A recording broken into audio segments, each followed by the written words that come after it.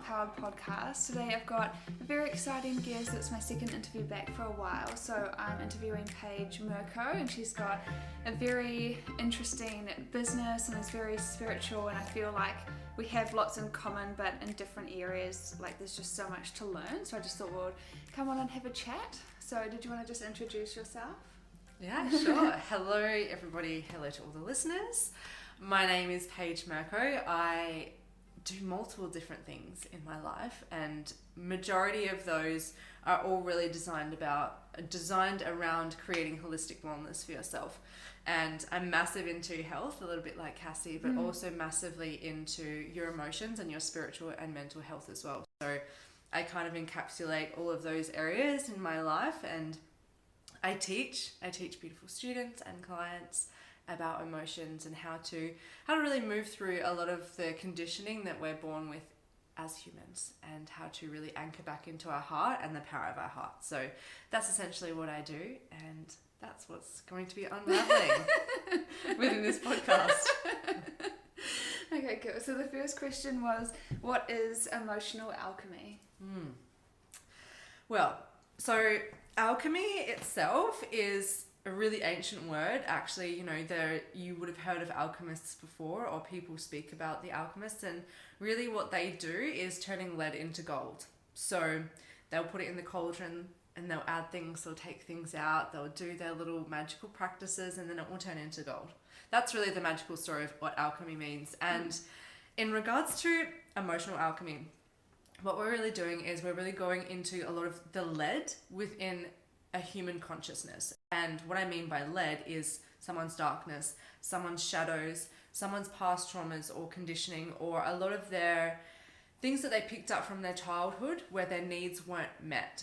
And that's what I mean about lead, which is more of your egoic side. And your ego is really about staying the same and keeping you the same. It doesn't want you to go too far or to stretch too far, because it really means essentially that change is not safe.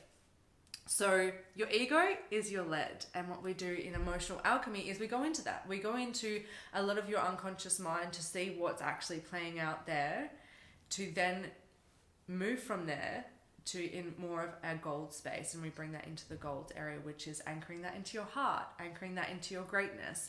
And we don't skip the lead because it's an important part of it, right? So the lead is probably more important than even the gold, because if you're missing what's going on in your unconscious mind, it will continue to rule your life. And that's what we see in society today, and this is why I'm so passionate about this, is because most people don't actually know what's going on in their unconscious mind. And most of the time we're on autopilot, right? Like, how many times would you drive home and be like, how the hell did I get here? I don't remember, right?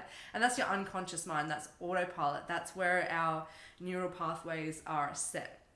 And our ego is a part of that. And if we miss that, if we miss actually looking at how we're playing out unconsciously, then it can be detrimental to our life. So that's what it's really about, is bringing all of that stuff that we don't want to look at in regards to our emotional body, in regards to our sticky emotions that we don't like, and really transmuting that into coming back into your greatness, into your heart and your true nature and your purpose, and moving from there. So that's essentially what it is in a roundabout term. Yeah, that sounds like, quite complex. But I just wanted to say as well, I've been getting this coaching lately, and it's the first time I've been trying to tap into my subconscious mind, because I don't know, it's like all the things that happen in my life, it's kind of like your fault if you're self-aware enough, kind of thing. Like all the things that you're attracting, you're actually making it happen, and that's really hard to admit or look into, because it's easy to blame everything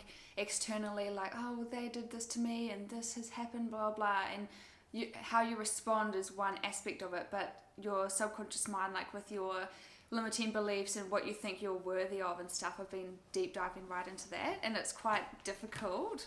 So I don't think many people would do the work, but definitely when you come out on the other side, I just had this big energetic shift and stuff, and it's just so powerful. But you have to like look at all the things that, all your own beliefs and all the things that you're attracting into your own life as well. So it's quite interesting but quite deep work. So yeah, but I think definitely worth doing. Absolutely. Yeah. I think it should be a part of the school curriculum. To be honest, like that's where I would love to go with it. I just wanted to ask, so what services do you offer in your coaching business? Because some of the words, when I looked on your website, I wanted you to dive into them. So like activation, frequency, synchronizing, essence, and other spiritual terms. Other spiritual terms. This is fun. I like this. Okay, cool. All right, so what I do, I'll start there.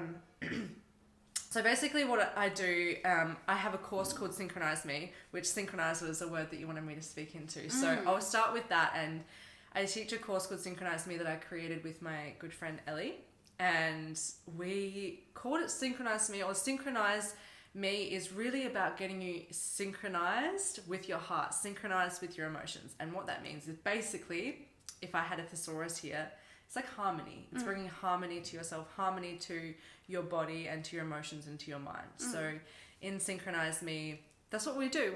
It's like you said, it's not easy. It's hard to do. It's not for the faint-hearted. This kind of work is, I say I want it to be in the school curriculum, but not everyone might want that either. And I feel like it's really important to have it spoken about and have it out there, because it is challenging though, and it's hard to do, because a lot of the time all these unconscious patterns that we do have are painful to look at, and they feel painful, you know, they're not comfortable to look at. So so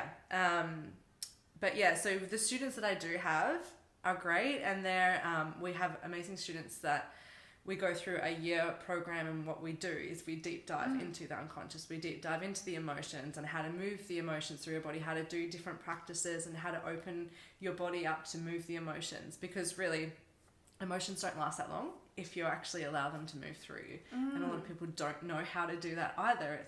Most people would do this or, you know, close their heart to themselves, or they'll curl up in a ball, which sometimes is not a necessity for a time, but actually moving it through your emotions, through your body, and expressing it is extremely important as well. So that's what we teach. And I teach a lot about how to actually get the gold from your unconscious mind. And like you said about, you know, you're the creator of your life. And this is what I teach in Synchronise Me as well. You're the creator of your life. And that is equally as freeing as it is terrifying when you look at that concept just as it is. Because if you're the creator of everything in your life, you're the creator of all the great things, and you're creator of all of the shit.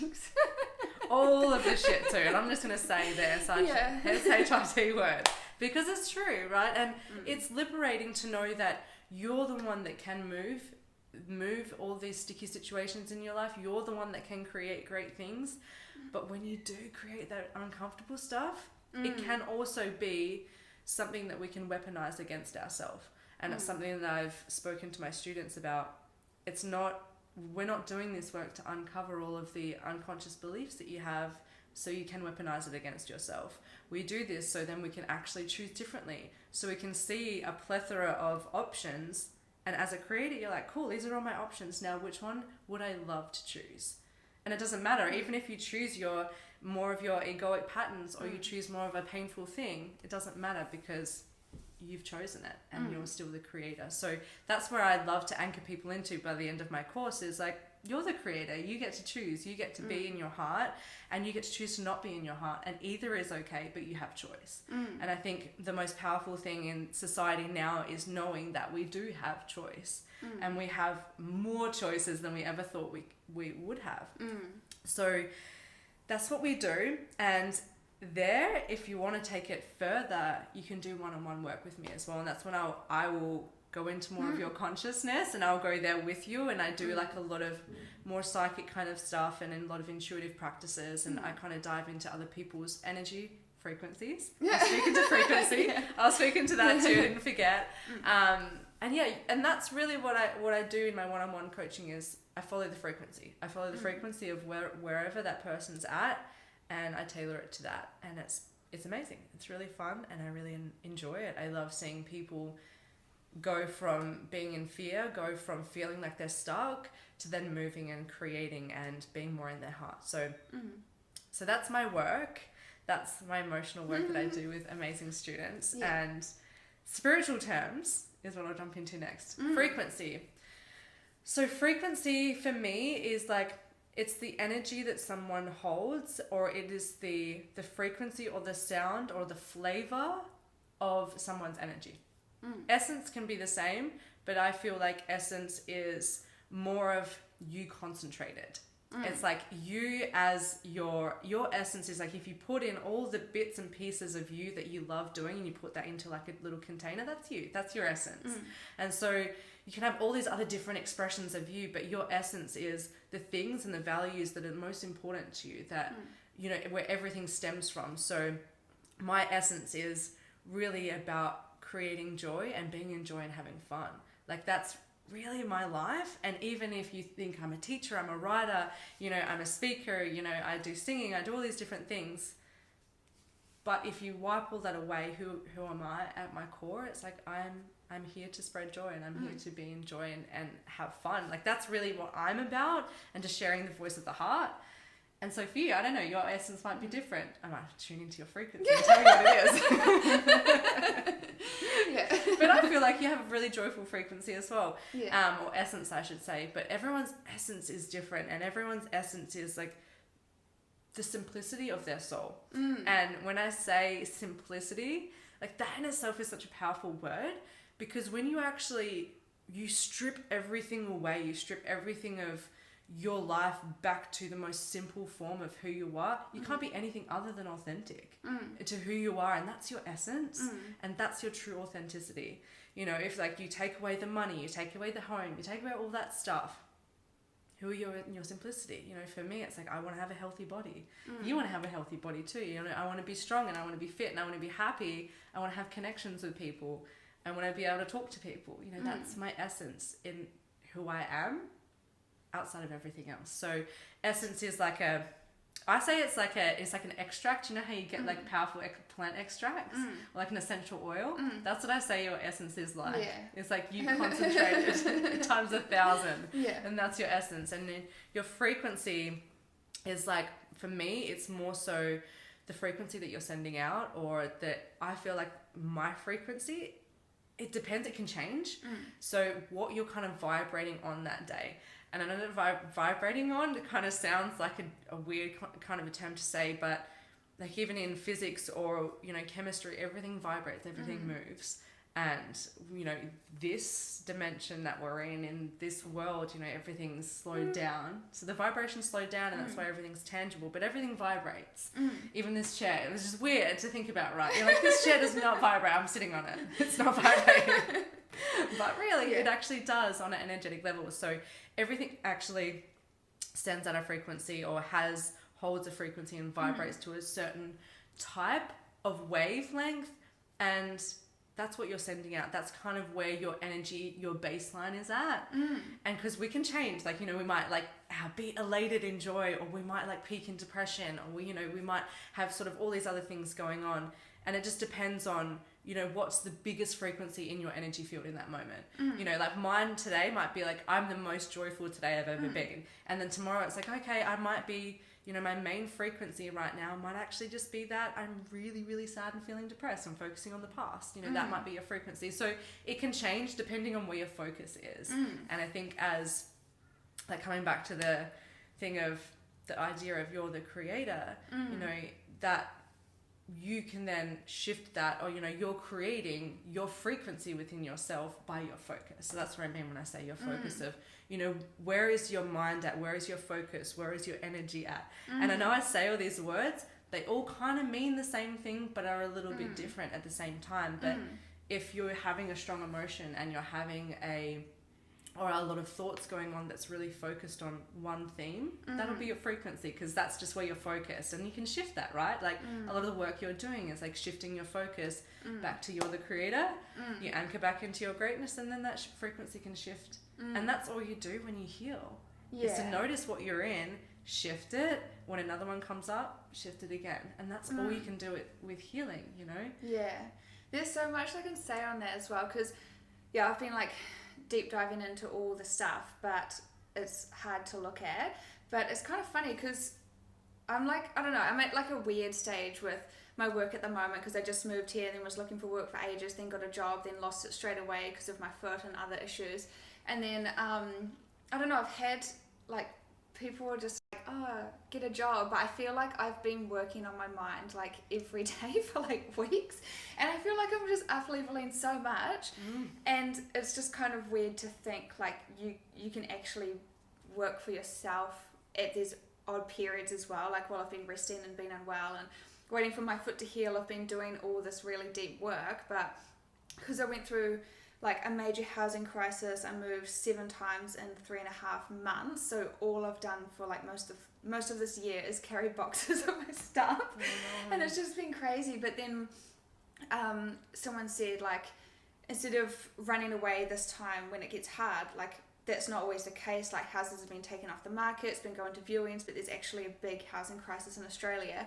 But just things keep going wrong and wrong and wrong. So instead of running away when it got hard this time, someone said, why don't you just stick it out and see how it goes? And the last week has been like really good and really calming, and I've just had all this time to myself, and it's just been really nice kind of thing. So it's not like the housing crisis is my fault, but because I'm like, oh my god, I'm having so much trouble with houses, there's a housing crisis, I'm like making the external factors happen to myself. And then even like with financial stuff, because of my views around that, every time I get like an influx of money, I'll be like, oh my god, I've got all this money coming. And then my car blew up, which was like $1,200, almost $1,500 to repair, and then that just got fixed and I'm ready to go. I'm like, okay, cool, I can start like saving and paying off my debt. And then I broke my toes, had to pay for a specialist, then lost my job, and then pay for all the other stuff. So I'm like, oh my god. So it's like, it's external things in the world happening because my mind is like attracting it. So even though I'm not like doing it to myself, it's like your beliefs of the world kind of thing like make your reality happen. So it's kind of deep work to do, which is why probably most people don't want to do it. But I think the work I'm doing is like really up leveling who I am as a person kind of thing. So it's definitely worth it, but difficult. Yeah. Do you feel like just to throw it back at you, because you've kind of done, like you're doing this work now, it's cool because you're obviously doing sort of similar work to what I teach. So do you feel like now that you're doing this work, because I get a lot of this reflection from my students and myself, because I do work on myself all the time, is that, you know, when you start to move through like this uncomfortable stuff and like it almost feels like you start to get into this spiral and then everything happens at once, you know, like you break your toe and then you lose your job and then all these things happen at once, right? And then it feels like, holy shit, my life's falling apart. But then when you do this work, you get into this space where you're like, there's no problem I can't handle. Like, do you feel like that now, where you feel like, yeah, there's problems out there that are big for you, but do you feel like, okay, now I feel more anchored into a solution-based mentality? Yeah, I feel like more resilient. So what I've noticed is when I lived in Auckland, so I had a boyfriend, and then I'd call him in the middle of the day and be like, oh my god, I got a $40 parking ticket. And I was like crying on the phone because I was like struggling in Auckland anyway, but I would like call him to tell him stuff in the middle of the day, like these tiny problems that I couldn't do. So now this time when my car blew up and I didn't have a job, I just moved here, couldn't go anywhere, blah, blah, blah. There's like, I'm in a really bad spot, but I was like, oh wow, like I'll get it fixed and figure out how to make more money. And it was more like, I didn't actually even cry. And like usually I'd have a meltdown and be like, why does this happen to me? But I'm like, okay, cool, I'll be back at the end of the week and hope it's not too bad. Like at least the car is getting fixed, at least it's not broken forever kind of thing. So it was more like trying to see the positives. And I've been doing that a lot as well, like, because I don't know, I couldn't go to the gym for the week, so I'm like, instead of thinking of the gym as like a chore, it's actually a privilege to be able to go to the gym. So I'm like, oh, my car made me realize that it's so like such a privilege to be able to go, or to go and get your groceries, that's like a privilege kind of thing. So it's kind of shifting it into positives and more like solution based, but not having like meltdowns over tiny things anymore, which is good. Yeah. And it's great. It's great to be able to notice those pivotal moments. And I think a lot of the time when you start diving into this work, you get, you know, I've been longer. I've been doing this probably for about, I would say more so 5 years now, like really deep diving and like doing teaching this work as well. And I feel like, you know, you get into it and you're like, oh, I feel like I could be doing better, or I could be doing more, or I could be more enlightened, or I could be more this, and you start to kind of compare your enlightenment to someone else's or whatever. But then with little things like that, when things don't bother you anymore, or when things that used to get you don't get you anymore, like that's the gold moments that we need to be like, yeah, we did it, like we actually did the work. Now that thing doesn't bother me, you know. And that's the thing, is to anchor into like that gratitude for like you said, even just the gym and going to the gym. Like it's a privilege, and it's a privilege that we're able to choose differently. We're able to actually create a different life, and it gives you more of a, I think, gratitude and understanding of all these little things that you do, and like really anchoring into the power of the little incremental things that you do. It all makes a difference. Yeah. Before we move into the next question, I was just going to say as well, I think the work I'm doing is similar to what you do, but I had a 5-hour session with a coach last year. She's my coach at the moment, I'm almost finished with, but I did like a 5-hour breakthrough session, and it was like really expensive, but I spent like my tax return on it, and she got me to go through like everything I was angry about, which was going back years and years, even stuff in my childhood I was still angry about it. And you actually never think about it because you just bury it, and you're like, oh well, what's happened's happened. But you actually hold on to the emotions for your whole life. So I got it out, and then she did these processes with me to help like release the anger and like let go of it, kind of thing. So that made me feel a lot better. And then there's one thing that happened earlier in the year that I've just started noticing I'm still like so pissed off about. Like, oh my god, how could they do this, blah blah blah, and all these things that someone said to me, I'm just still holding on. So it's kind of good to be aware and just think, okay, well, what's this teaching about me? Why is it triggering to me? So what do I need to do about it? How can I let go of the anger and emotions and stuff? So I've been like doing that as well, because I think, if all the stuff happens in your life and we just hold on to it forever because we never work through it. So I think it's good to like, bring it to the surface. Absolutely. 100%. And it's going to come to the surface whether we like it or not. So it's better if we are aware of when it's coming up, and we actually know what the feeling or the sensation of an emotion is.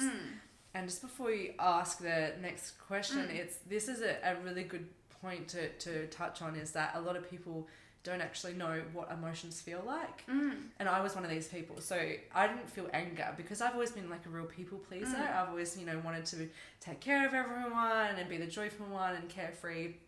That was always my childhood. Anger was not okay. So when I started to dive into anger, I didn't even know what it felt like. I was like, how do I identify? Like, I think I feel angry, but I'm not sure of what it feels like in my body. And it wasn't until I started to dive into a bit more tantra and more emotional embodiment practices, that it took me a hot minute, literally. It took me a while to actually get to feeling anger and knowing what that felt like in my body, because we can be so disconnected from our emotions because we're so mental. We're focusing mentally on so many different things that we forget to focus there. But we have all these sensations within our body, and if we can actually identify with how an emotion feels, we can notice we're feeling it before it gets to a charged and projection space, before it starts to be like, now it's your fault.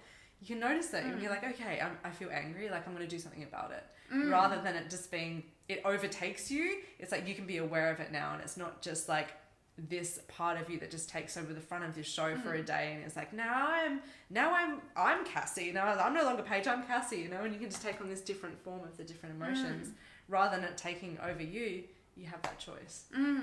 I had one more thing to touch on as well, like with doing the work and all the emotional stuff and like looking into all your subconscious mind and stuff.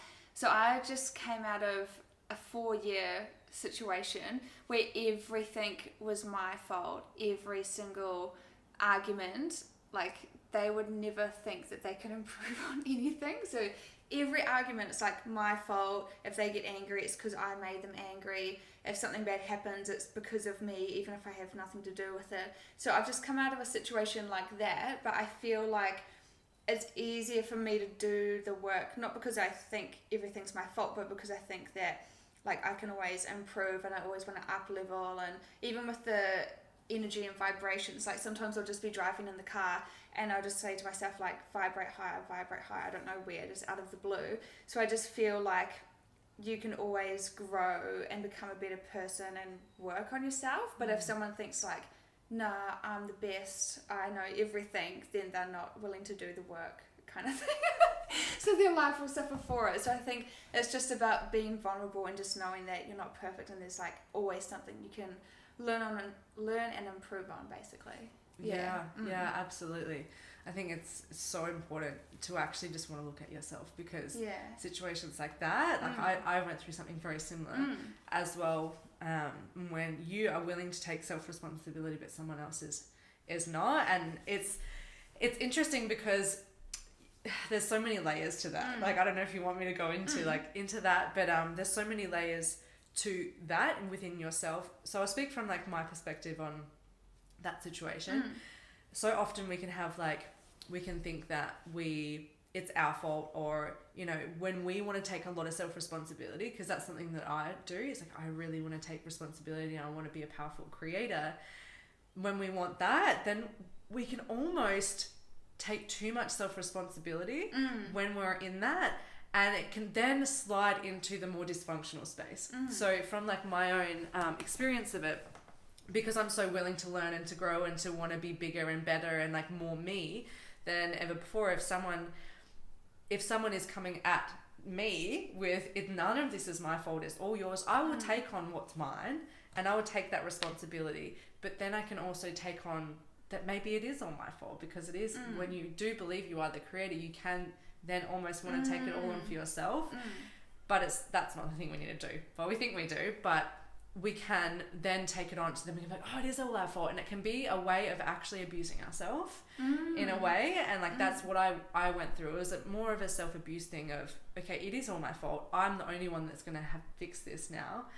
And it can then turn into that more dysfunctional thing. But for them, they're on that side of, nothing is my fault, no responsibility whatsoever. And then you're like, that's more of a dangerous space, right? Like, I'm going to be honest, like, that is more of a dangerous space, because if you don't recognize your power, they're not recognizing the power that they have over people. And if you don't recognize your own power, you will unconsciously abuse people most of your life, because you'll constantly cross their boundaries. If you're not recognizing your own power, it's incredibly dangerous too, because you have impact on every single person you meet. And if they're like, nothing is ever my fault, that's terrifying. That is terrifying. Right?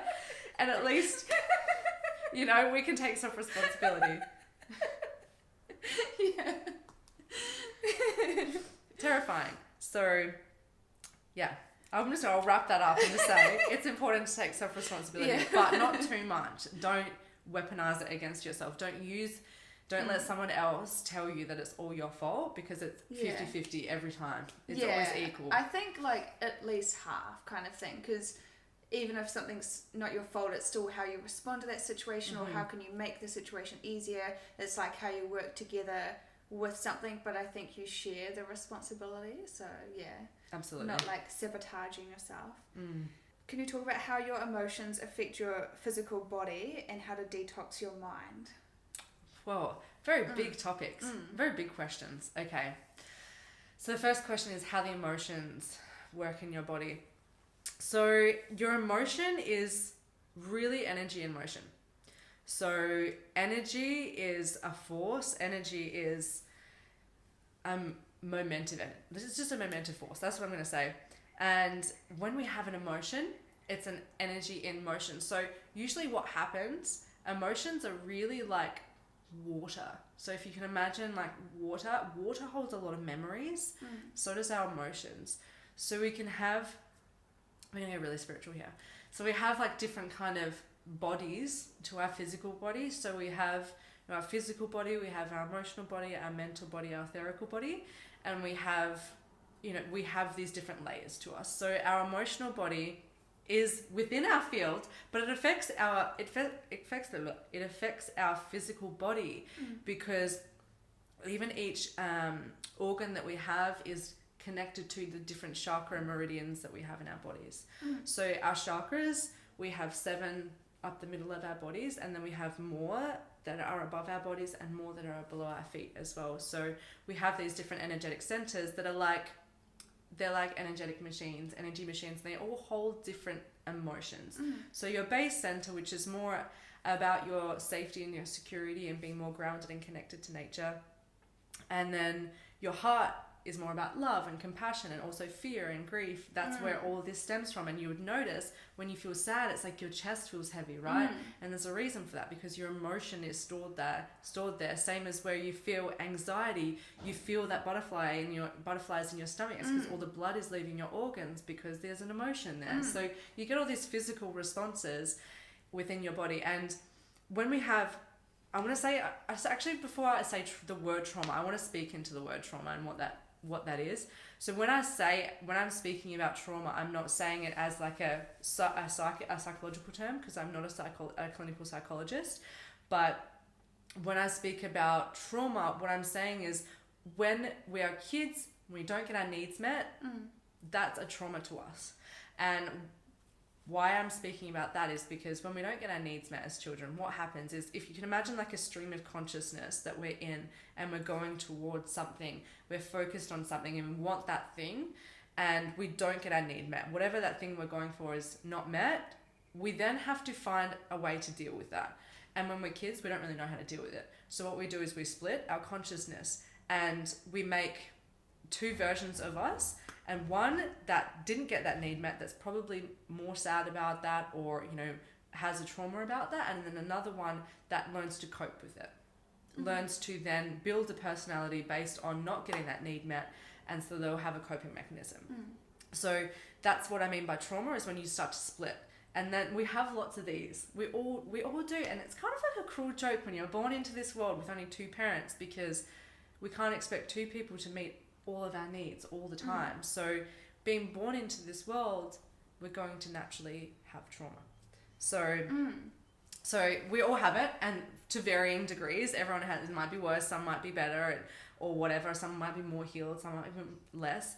Everyone's at different places. So in regards to trauma and what that means, is that just means that you're stuck in that timeline. If you can imagine that, like, you don't get, if this is your timeline and you don't get your need met, there is like a crack in that timeline, and then there's a part of you that's anchored there and stuck in that timeline, and then it just keeps coming back to us now as adults when we get triggered, when we get a really intense emotion for something that's quite minor. It's a memory. We're getting taken back to that timeline when we didn't get that need met, and what that part of us is asking is to now meet that need. And so when we get triggered in this life, we need to meet that need. And so when that comes up as an emotion, it's literally just a memory. So like water, it holds memories. Emotions is water. It holds memories. It takes you back to that memory, so then you can heal that. And when you heal that, then that emotion is no longer stuck in your body. So like for myself, I've had a lot of I always know that physical ailments for myself is like an emotional thing. And even when I've had a really sore heart from being really sad about something in particular, like I'll give myself a heart massage, or I'll do that process, and then my heart won't hurt anymore. Or, you know, when I've had a particular ailment like an ear infection or some sort of sickness, and I've processed why I've been sick, it's always healed. It's always healed. And I've literally heard stories, like my best friend in WA, she's healed a broken bone within 10 minutes. How? Of processing emotions. Like, I've seen it with my eyes, of like instantly healing. I've seen it within multiple people. I won't go into too much woo-woo stories of what I've seen, but magic happens literally just by healing your emotions and by actually moving through resistance that we have, or moving through a lot of that pain that we hold on to in our past. Like, I actually can't even, in this time that I'm going to be on this podcast, tell the amount of stories that I've seen of amazing physical healing that you get. And I just want to disclaim as well, I don't promise that to everybody that I work with. You're not going to instantly heal a bone, but it can happen. I've seen it, and that's just the extent of the power of healing your emotions can do. But I've seen people heal cancers. I've seen people heal like cancers that are terminal, just by processing and like actually focusing on their emotions and focusing with their conscious mind. And Dr. Joe Dispenza, he healed his entire spine just by meditation. He was going to have to get surgery and he'll never be able to walk again. And he said, I'm going to dedicate my life to this practice. And if I can heal myself, I will teach this work forever. And he healed himself and he teaches it forever because he healed his spine just by focusing his awareness on that physical ailment and actually bringing love and energy into that space. Yeah, that's crazy. I've heard of his name, but I don't think I've like watched the videos yet about him. But I see it pop up all the time. Yeah. Because I was going to ask you about my foot, because I broke my toe like a couple weeks ago, and then I think I said this in one of the last videos, but one of the girls I lived with said that your feet are related to slowing down, and I was like, it's my first week of work, so like how can my body say slow down already? But it was the busiest week I'd had, and I was so overwhelmed. And then the second I stopped work, I actually got really ill and was bedridden for 2 whole weeks. So I just like everything like fell on me at once, and I was just so tired, and now I feel like completely energized and great again. But like for me, I don't know if it's like an emotion related to the foot, or if it's your life trying to teach you something, because I did have to slow down. Then I've had like all these big other mental realizations and improved all these crazy things within myself kind of thing. So I don't know if that's like my foot is an emotion or something I have to deal with, or if that's just trying to like teach me something and redirect my life, but it had to happen to like have the time out, if that makes sense. So what do you think about that? So yeah, different body parts mean different things as well. Yeah. So your foot, or like your big toe, is really about balance. Because it was the little one. Oh, it's the little one? Okay, I thought it was your big toe. Yeah, your little one is really, your feet really for me are about balance. And like your big toe and your little toe specifically is about finding balance. But this side of your body, so your right side is your masculine side as well. So this part of your body is your masculine side, slowing down in your masculine side, which is like the more direct go-getter, like really going forward. And like I don't really like to use stereotypicals of masculine and feminine, because we're all of those, but that energy within your body, as masculine energy, is like the go-getter, the direction, the penetrating life, where you're going and get the things that you want. And so if you broke your toe, I would say there's something to look at within your balance of your masculine and feminine energies. Like, is there too much where you're going, rather than stopping and feeling and checking in with yourself and like asking your heart, or you know, doing that healing work with yourself. So as you said, it's like that happened, and then now you've gone through all this crazy healing, and it's like your body's already kind of naturally like, hey, it's gonna make you slow down and like stop for a minute so you can feel things. Because I've been like finding it interesting looking into that, because I don't think the average person would be like, what's all the spiritual reasons behind why this stuff happens, because they're just like, oh damn, I broke my foot, or damn, such and such happened. But I think it's interesting to look at why, or like what have you gained out of the situation, or what's it trying to tell you, or how's it redirecting you kind of thing, because it makes you, I guess, like feel better about it, instead of just feeling like, I don't know, disabled because I can't like walk properly and stuff. So I think it's interesting to look into like the deeper meaning. But I see this in my last interview as well. Like, I've got a bioenergetic scanner because I'm scared of blood tests, but I have to get my nutrients checked. But it like checks all your organ health and everything. And the lady, like the first time I had one, because the lady's in Sunshine Coast, but we hop on a video call, and she reads the scan from her computer, and she like knew everything I was going through, even though we've never talked before, just from like my organs, my liver health means such and such. Like, even if I'm barely drinking, like eat really well, like if my liver's not functioning at its best, it's because of like all these other crazy meanings and stuff in your throat. And like even my heart, I think, was showing up because I was like going through a breakup, and she's like, yeah, so blah blah blah, and she just knew everything. And I was like, that was really eye-opening for me. And to know like the bioenergetic scanner, it's not the same as a blood test. Like, if you're low in iron, it doesn't say like what your levels are. It just says that these nutrients need attention. So you might just supplement in those areas, or you might have too much of certain nutrients, so it's just like out of balance. But it's just crazy that we usually just go to the doctor and get a test to check all these things. But this machine, you literally put your hand on it, it scans it for 10 seconds, and then it just knows everything that's going on. And I just can't believe that they don't use that in hospitals kind of thing. And even if you go to the doctor, they only check for like iron B12. They don't check for all the other stuff happening. So I'm like, oh my god, this is like amazing technology, and we have it right at our fingertips, but no one knows about it. Yeah. And there's I mean, this could be going down a rabbit hole, but there's so much amazing technology like that aren't available in the medical system. Yeah. You know, that can read a lot of, you know, your organs and like heal you, and there's a lot of different things. I won't go into too much of that today. That might be another podcast topic, but there's a lot of like different technology that isn't in the system yet that are amazing like that. And that can read and can heal you. And I just, I'm really excited about what's going to be coming in the future. But speaking of, you know, your organs and like, and knowing, you know, what's going on in your organs, you know, you hear stories about like heart transplants and things. And I've heard heaps of stories of, you know, someone receiving a heart from someone and starting to speak like them. And they just start to change their personality. Their personality naturally changes as they have this new organ in their body.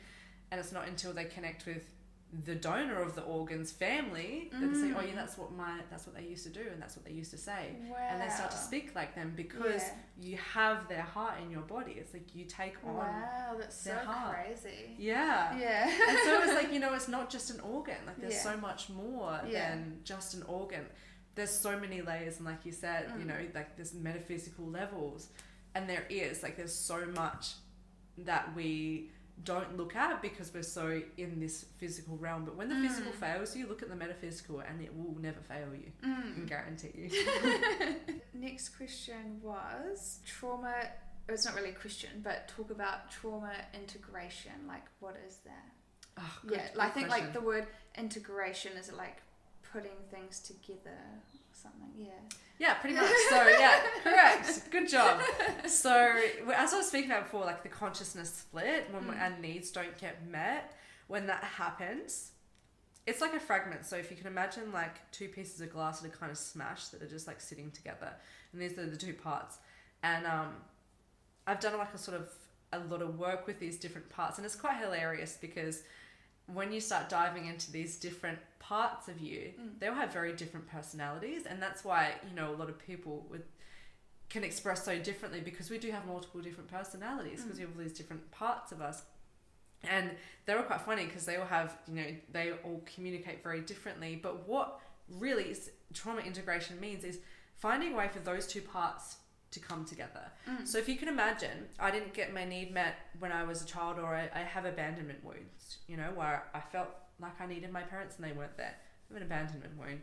So for me, I might feel like this part that I have really, really, really needs love and attention. It really needs just some physical connection. That's what that really needs, and that's all that part wants. But then this other part, which is the coping mechanism, is now like, okay, that part of me didn't get that love and affection. So now I'll create a personality where I don't need love and affection. And so this part's like, I don't need love and affection. I'm super independent. I'm going to do everything myself, and I'm not going to rely on anybody.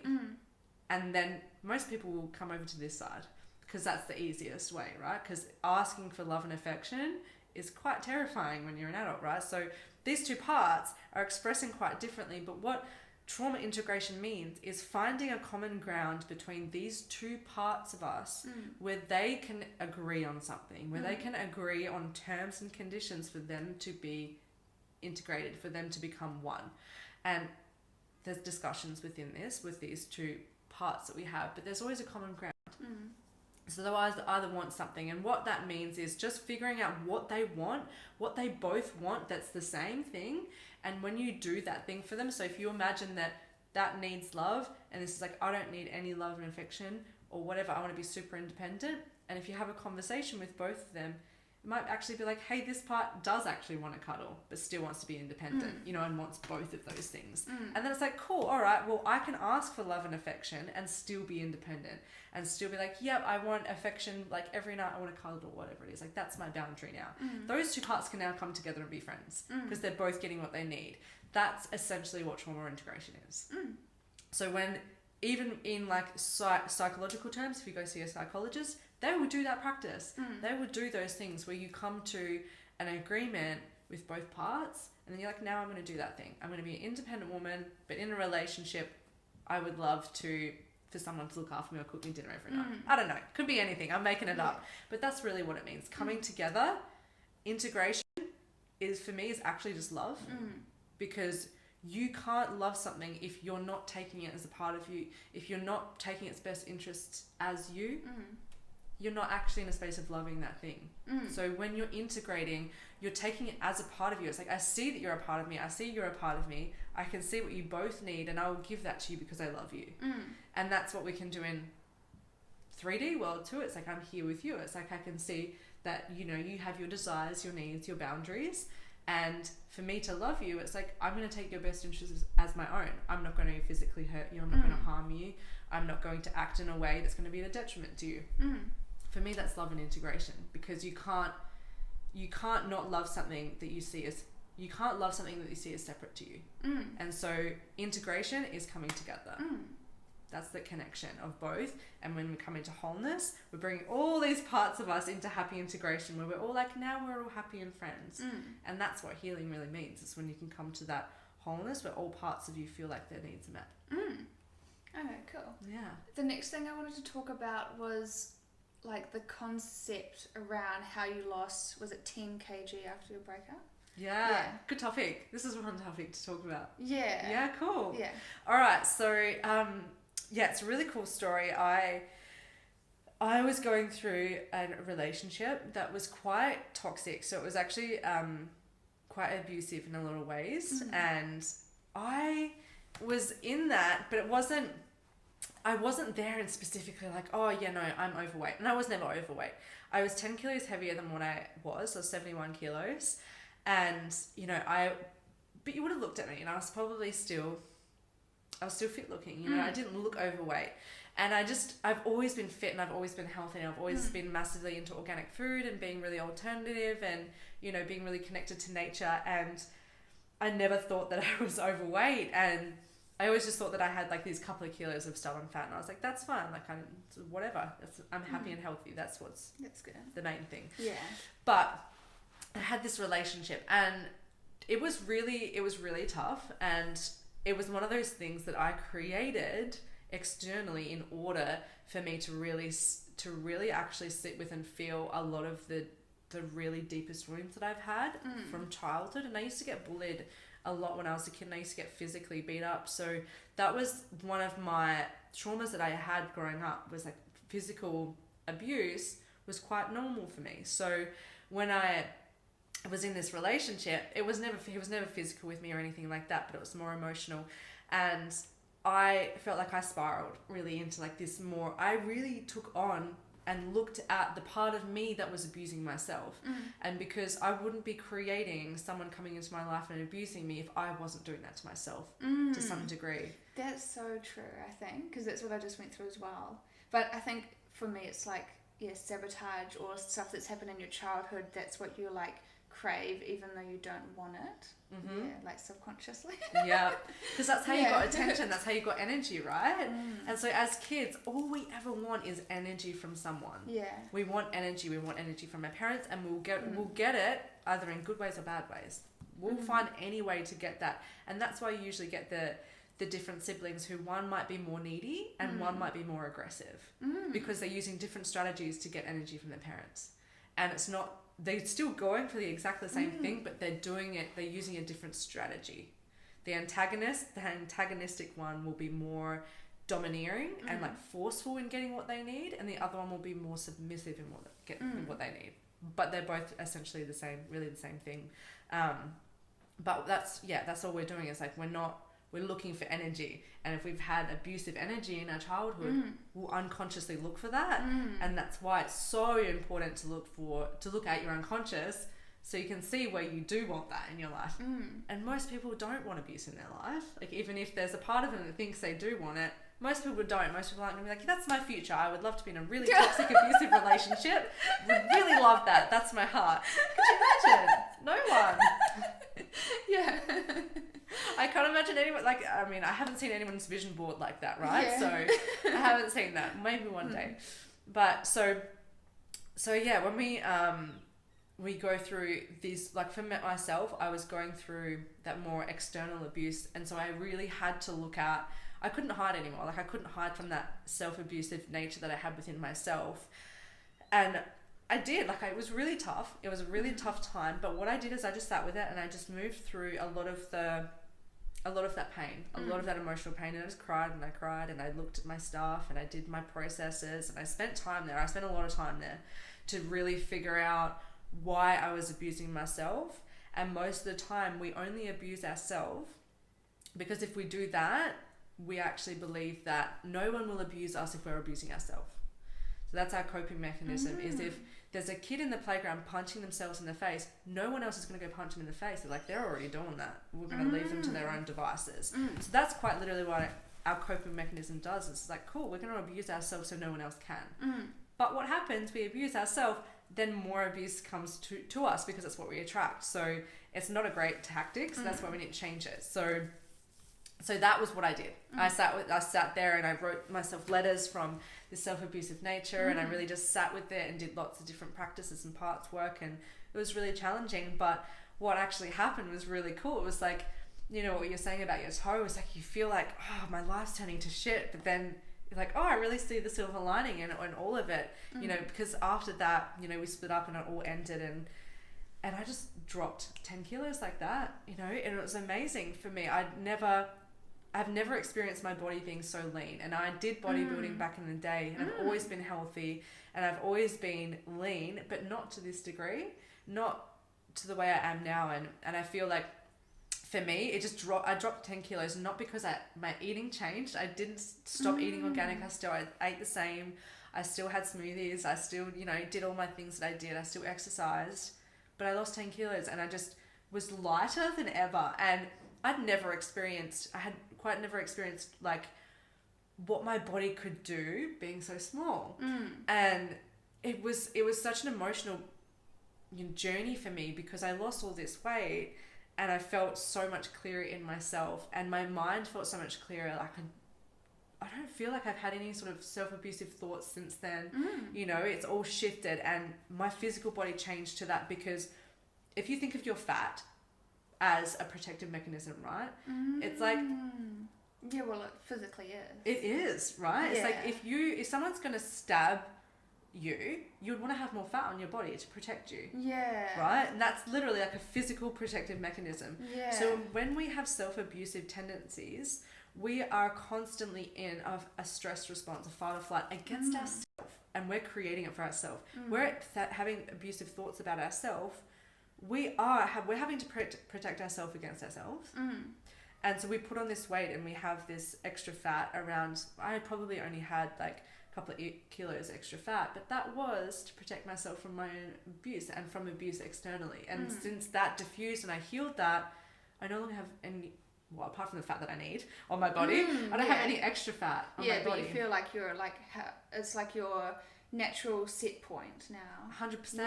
And it's great because I'm like, now I can just build muscle from here. It's like I feel like I've just shredded, and now it's like I can build muscle more from here.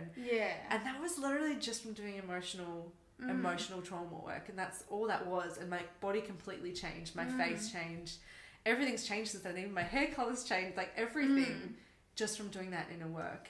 And you know, like I've seen it, physical transformations, like healing broken bones and healing broken ribs, or, you know, different things. And same for me, like losing 10 kilos, not changing a single thing. And I've tried to lose like 10 kilos for like 28 years and it's never budged. And now it's just fallen off. And it just goes to show the potency of actually doing the energetic work as well as the physical. And like, you know, with your clients, for an example, you know, they would probably have amazing results, but if they're stuck anywhere, it's like, you know, there could be an emotion there that they're stuck in. And I feel like that's so empowering for them to be like, hey, I could actually shift these extra kilos that I don't need. Just from a conscious awakening. Yeah, I think that could definitely be identity as well, but like, I don't know if that's what you're comfortable with, because that's how you've always looked and always been. You'll like sabotage yourself, so you want to lose weight, but you can't because your identity is this other person. And then another thing I truly believe in, which I've got like I would say people think I'm like super healthy, but I feel like I'm so relaxed with my approach to health. But like when I eat something unhealthy, like I really want a chocolate muffin or like a pudding, I don't be like, oh my god, this is going to make me so fat, and then like feel guilty the whole day because I just had the sugar and flour and stuff. I'm like, damn, this is a really nice muffin, and I like enjoy every mouthful and just like sit in the moment and enjoy it, and I've got no food cravings. Like I eat chocolate most days as well, but like you don't feel guilt around things because you don't say like this is gonna make me fat. If you do, then your body will think that, and like I reckon it'll like energetically make it happen.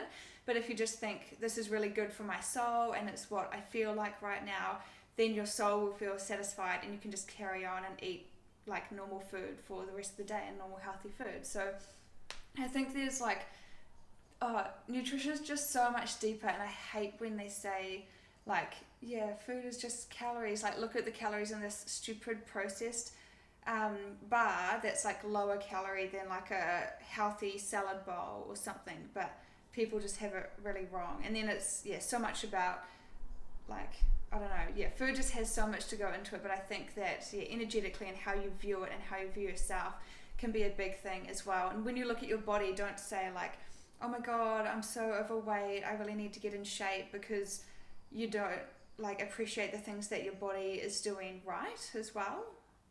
There's like lots that we can go into there. But with your weight loss, do you think, so like nothing even changed with your food or anything? Was it just emotional? Yeah, like I've never been a massive eater, to be honest anyway. Like I've never eaten heaps of food. I did actually have food poisoning for 3 days, so that also probably contributed. But that wouldn't contribute to much though. No, So I had food poisoning for 3 days, so I didn't really eat much through those days, but I've never been a massive eater. So the thing that did change is I started to eat more carbs.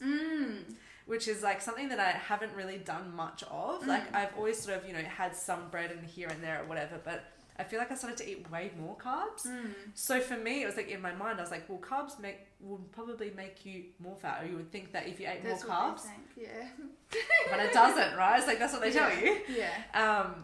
So I ate a little bit less. I think I eat probably less now than what I did before, but I'm less hungry. Yeah. And that's the thing, is like, I just don't feel as hungry as I was.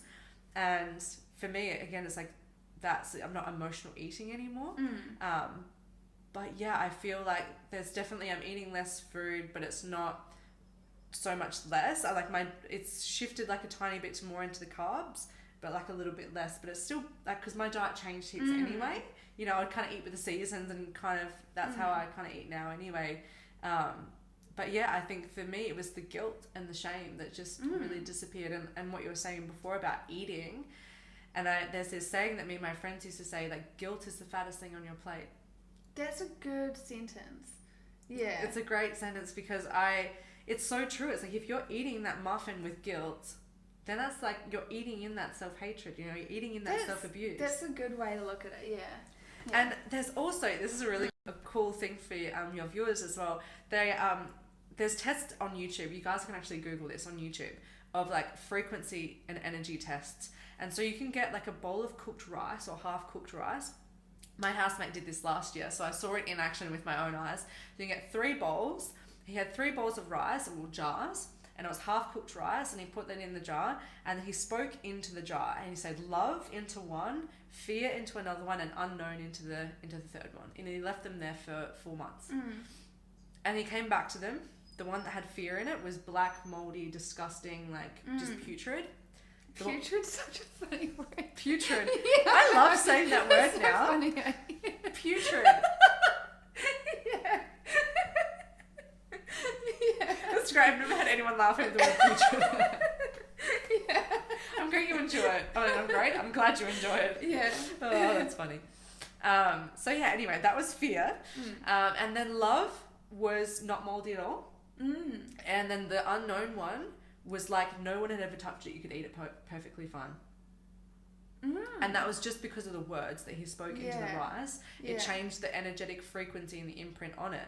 And so if you do that with your food, literally, if you're holding your food in your hand and you're thinking thoughts of fear of like, oh my God, if I eat this, I'm going to be fat, and oh my God, I'm going to like abuse myself, or I'm going to have to go for a run tomorrow and like burn all this off, and like blah, blah, blah, and you're thinking all these thoughts, you're literally eating that. You're eating that moldy fear rice in that jar. Like, that's what you're putting into your body. And your focus and your thoughts can change water molecules. They've done scientific experiments on this, that the actual sacred geometry shapes of the molecules completely change based on your thoughts. Yeah, because my dad's been telling me that as well. Like whenever we have phone calls, dad's like way into all this spiritual stuff and has known everything like before I've even realized. But when we hang up the call, he's like, make sure you thank the water. You've got to thank the water. And I'm like, oh, whatever, Dad. I love But that. then like he tells me about these experiments, and I've listened to it in other podcasts, but what Dad said was like, if you play classical music or play rock music, like the classical one thrives. But what I heard, because Dad actually likes rock, but I think he's been listening to classical because of that. But what the other podcast said, it's how the person views the music that's playing, kind of thing. So if you like whatever music you like that you play to it, because of how you feel towards it, that will be the one that thrives. So it's not the music itself, it's like what you like, kind of thing, that makes it thrive. But he always says to thank the water and stuff as well. And I feel like I definitely do that with food. And like when I wake up every day, I don't pull apart my body in the mirror or do anything, because I just think about all the good things and think that we're unique, and food is energy. And even if I'm feeling like really fatigued and like I'm getting brain fog and like irritable and stuff, I'll be like, oh my god, I'm just so tired today, I can't concentrate, and I'll just eat something, and I'm like, oh, I probably just haven't eaten enough food and I've got enough like sugar and stuff in my system to slow release over the next few hours, so I feel great again. So food is literally just our energy source and can be enjoyed in communities and stuff. So it's not just like this calorie thing where you've got to choose like a processed crappy thing because it's like low cal or whatever. And you can definitely have like chocolates and desserts and still have a healthy lifestyle, because it's got to be sustainable and something that you enjoy, not like just salad for every meal. Or another thing I just put on my story the other day, there was a lady that was supposed to come over for lunch, and then apparently she's on like a veggie broth diet to lose her baby weight, but I don't even know if she's still breastfeeding, because I think her baby's only like 6 months or something. So like the lady I live with was making her a soup and then took out all the veggies, so it's just the broth, and I thought she was making her like an actual soup, but she doesn't even want veggies, only water. And you can't live off like veggie water because there's like no carbs, there's no fats for your hormones in your skin, there's no protein for your body's repair and like your functioning and everything. So when people eat like that, that's why they have all these crazy yo-yos, because like you don't need to cut everything out and like live off that. Yeah, so it's better to have a soup like filled with veggies and grains and pearl barley and split peas and tofu or whatever protein you like. So it's like an actual meal and will actually satisfy you, instead of you being like, in a stress response and then holding on to more weight. Yeah. Yeah, I mean, like if something like that, I would be more inclined to do it for like the morning, or like fast for the morning. Yeah, or have like a cup of broth a day, like while you're cooking dinner. That's what I do. I have it like sometimes when I'm cooking, if it's a cold, cozy night or something, but not like as the meal. Yeah. Broth is great. I've been drinking a lot of veggie broth in the morning. It's just like my wake up, and it's so nourishing and great. But I agree. I think we go to a lot of these extremes to change our body, and really the best way to do anything is slow and intentional as possible. And it's hard for me because I'm a very fast-paced person, so I have to constantly remind myself, but gentleness is the best way for any strong foundations to actually be created. And we need actually strong foundations to be great in life. If we don't have a house, it's pretty hard to thrive, right? It's like we need our basis to thrive, so we need to make sure we're being gentle so these structures can actually evolve out of that. And I think we all go into these extremes of like trying to lose weight, and then it's just yo-yoing, and you're putting your body under more stress, and then it holds on to more, and it's a vicious cycle. And the gentleness, especially with processing emotions, helps for you to anchor into that gentleness of actually coming back to love for your body and be like, no, I don't need to punish myself. You know, I don't need to do that. I don't need to punish myself for, being an extra couple of kilos. Yeah. And coming back to that. Yeah, it's literally just a human body. But I saw something so good online the other day. This girl shared this thing, and she's like, if you're ever feeling bad about your body, remember that this is the body that was worshipped over the years. And it was like all these old ass paintings from like the 1900s, and the woman had body fat and like no one had abs or anything. So even though like both of us are like quite lean, I guess, like I feel like this is my natural set point as well, and like I don't have to try to maintain it kind of thing.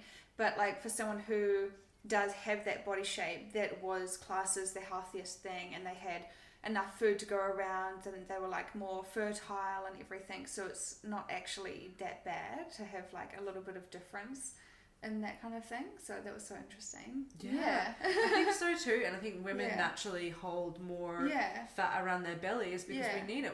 We birth children, we have to. So yeah, having that like little bit extra of belly fat is actually beautiful. Like I think all women, all different sizes, and I think women who are actually some plus size women are so beautiful. Because like I've never been super curvy like that. You know, I've always been like really athletic. So I look at women like that, I'm like, wow, like they're really womanly. So I don't ever think of that like, oh, they're, you know, that's not the way to do it. It's like, I like my body the way mine is, but I like theirs too, you know? Yeah, and I think like another thing I saw online is that confidence comes from how the person feels about themselves. So it's actually nothing got to do with their body at all, no matter what shape or size. It's how they walk, basically, how they feel within themselves and how they dress, and like just how they view their own body kind of thing. That's what makes them look good. It's not about like their body at all kind of thing.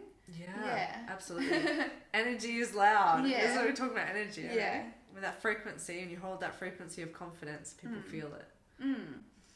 I wanted to also ask you about how can people get started with organic living. So like, because you said you wear organic clothes, and I've never heard about that even, but I've been getting into, or not so much organic, but just like natural household products. Like my washing liquid is made from essential oils and stuff, and natural soap and beauty products. Like I'm not perfect, but I think halfway there, and self-care items. But how can people get started with like living organic basically? Oh, good question. So the best way is eat local. I'll always say eat local, and I mean we're lucky here because we live on the mountain, so we live in the hinterlands of the Gold Coast, which here is like there's a lot of organic farms, so it's quite easy here. But I would say like find your local farmers or local people who you can buy off and support. You can always get it cheaper that way, and you can always buy it in bulk as well. But I would say how to get started, I would honestly say just start with your fruit and veggies. Like that is the most important place to start. I started with that and was just like getting my weekly grocery shop at my little local farmers and things like that, and I would put energy into actually creating and looking for like people at health food shops and asking them where they get their things from. So I also do a couple of days with my friends at a health food shop, and I ask them where they get all their stuff from, and you know, and I can get things in bulk because buying things in bulk is way cheaper as well. So I'd say start with your fruit and veggies. I feel like that is absolutely non-negotiable. Like with your, like there's so much sprays on your food. Like it's terrifying. Like if you were to actually just do a swab and put it underneath the microscope, like there's just so many chemicals on it. So start with that. I would say especially greens, lettuces, and like those are really sprayed. So start there, and then from there you'll naturally do the other things. Like I didn't start with the clothes or the makeup or anything like that. I started with just fruit and veggies, and with that, and then I was trying to cut down on coffee. If you guys are coffee drinkers, 100% get organic coffee. Coffee beans are the most sprayed plant in the entire world. Really? See, I didn't know that, because I've never bought organic, because I like look at the normal veggies, or like I should be going to farmers markets. I need to find them around here, but I'm always like, oh yeah, I think it's just breaking the cycle, because I'm like just learning about, I don't know, I was just thinking about like how the spinach comes in plastic bags, so that's leaking into the food and stuff, but then you just go to the supermarket and do the same thing. So I think it's the same as someone trying to lose weight. They're like, oh, I need to do this, but you just like have to break the habit to create a new like system and stuff, a new routine. But yeah, like if I look at both aisles, then there's like, or even like canned beans or whatever, like the organic ones like $3 and the normal one's like 99 cents. So I'm like, okay, I'll just get the 99 cents. So it seems like quite hard, but I think going to farmers markets is like a good start kind of thing. Yeah, and you can like, surprisingly enough, like this is gonna sound a little bit crazy, but the moment I started spending more or investing actually my money into organic food, the more money I made. And that's because your brain's working better. 100%. Yeah. And you're actually choosing a new level of standard for yourself. Wow. And when you choose that standard, everything matches that. And it was amazing to watch, because I was a little bit nervous, like I think a lot of other people would be too, about you know, spending more money on organic food. To be honest, I didn't spend heaps more. Like, you think that you will, but you actually don't.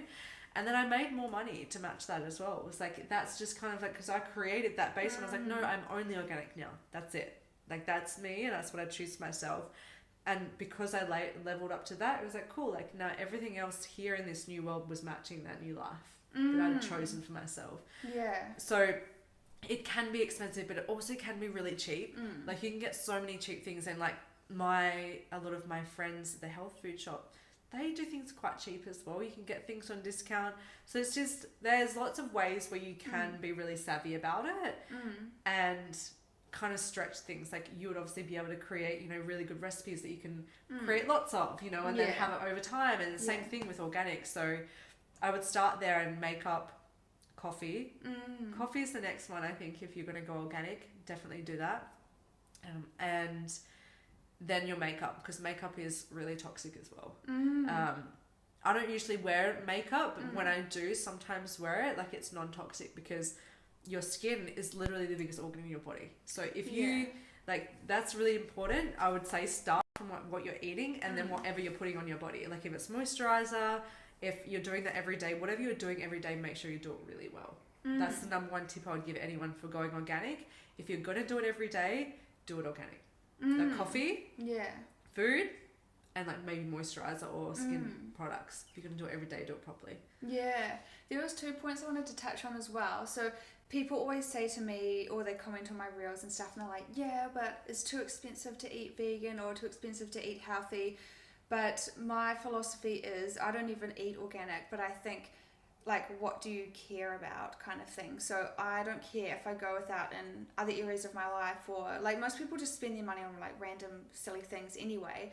So as long as I have healthy food in the pantry, that's the only thing, that's like the main priority kind of thing, because that's my whole energy, that's my whole being. If I've had a good meal, I'm feeling good, and that's what I put out to the world. So I think, like, it depends on what you value, and if you care about, I don't know, like taking care of yourself.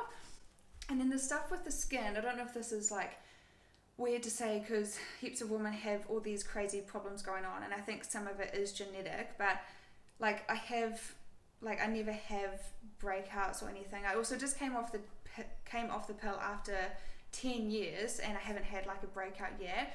But I think, like, because I've seen all these TikTok videos, and then it was joking about how like a boy's skincare routine is just like wiping their face, and the girls, like, it was a guy dressed up as a girl, like doing this big ecstatic like skincare routine with like all these different creams and wiping that off, exfoliator, wiping that off, blah blah blah.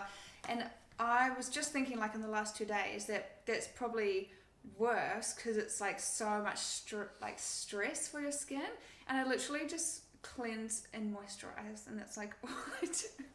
Or sometimes in the shower, sometimes I don't use anything, I just like wipe it under the water, and then I never have any breakouts or problems. And then the BB cream that I just found, like, I stopped wearing, I used to like not be able to go a day without like a full face of makeup when I was working in hotels. Same, I used to be the same. Because I was wearing a suit every day, but I found, like, I actually barely wear anything now, sometimes just moisturizer. But like today I just put on this BB cream, and it's just like a natural one from a health store, so it's got nothing bad in it, but it's like a tinted moisturizer with SPF, but it's got really good coverage like a foundation. So I just do that and mascara usually, and that's like what I do daily, or just moisturizer. So I think less is more, and because the women are freaking out so much about the skin, they're buying like more and more products, but you probably need less and less. So sometimes I just put on like an oil at night, like I've got like this nice one, I think it's got like vitamin E and stuff in it, but it's made from like, I don't know, some kind of seeds and stuff, and then just put that on to let it soak in, and then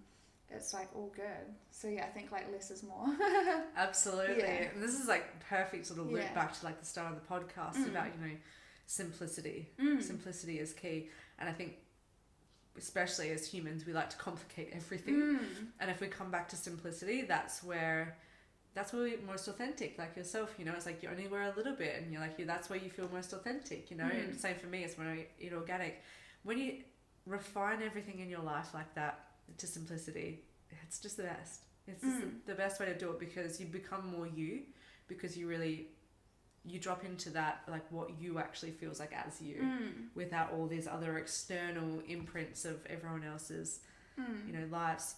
So yeah, I like that. I like the simplicity is key, and it's so true in so many different areas of your life. And if I could give a tip to the listeners, number one tip for the rest of this year is like find your simplicity.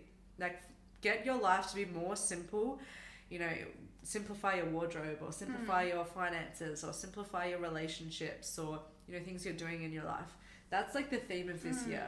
So I won't go into astrology because that's another thing, but like that's the theme of this year is real simplicity. And I think, yeah, it's having this conversation, I think. Yeah. The next question was, this is going to be a big one. So, detox procedures for chemical exposure and environmental toxins, in brackets, chemtrails.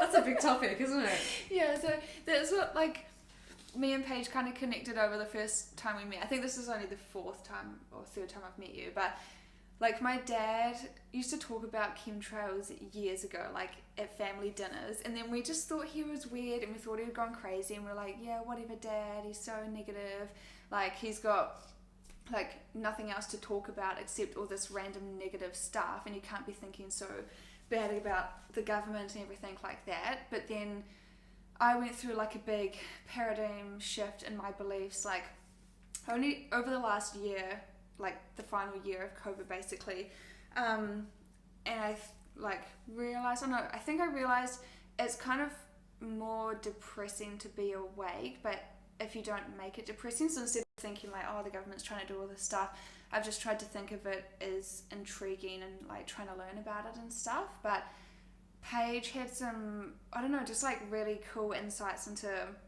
the chemtrails, and I've seen, I think just what made me click, this lady posted something online, and it was government documents about, that was about like the weather manipulation and stuff, but the government released their own documents about like, yeah, we can manipulate the weather to make it rain in certain places, but most people would think that's a conspiracy, but they've written it themselves and the documents are available online and stuff. So like with the chemicals and stuff from the chemtrails, I've like never even believed that up until I lived in the hinterlands, I think.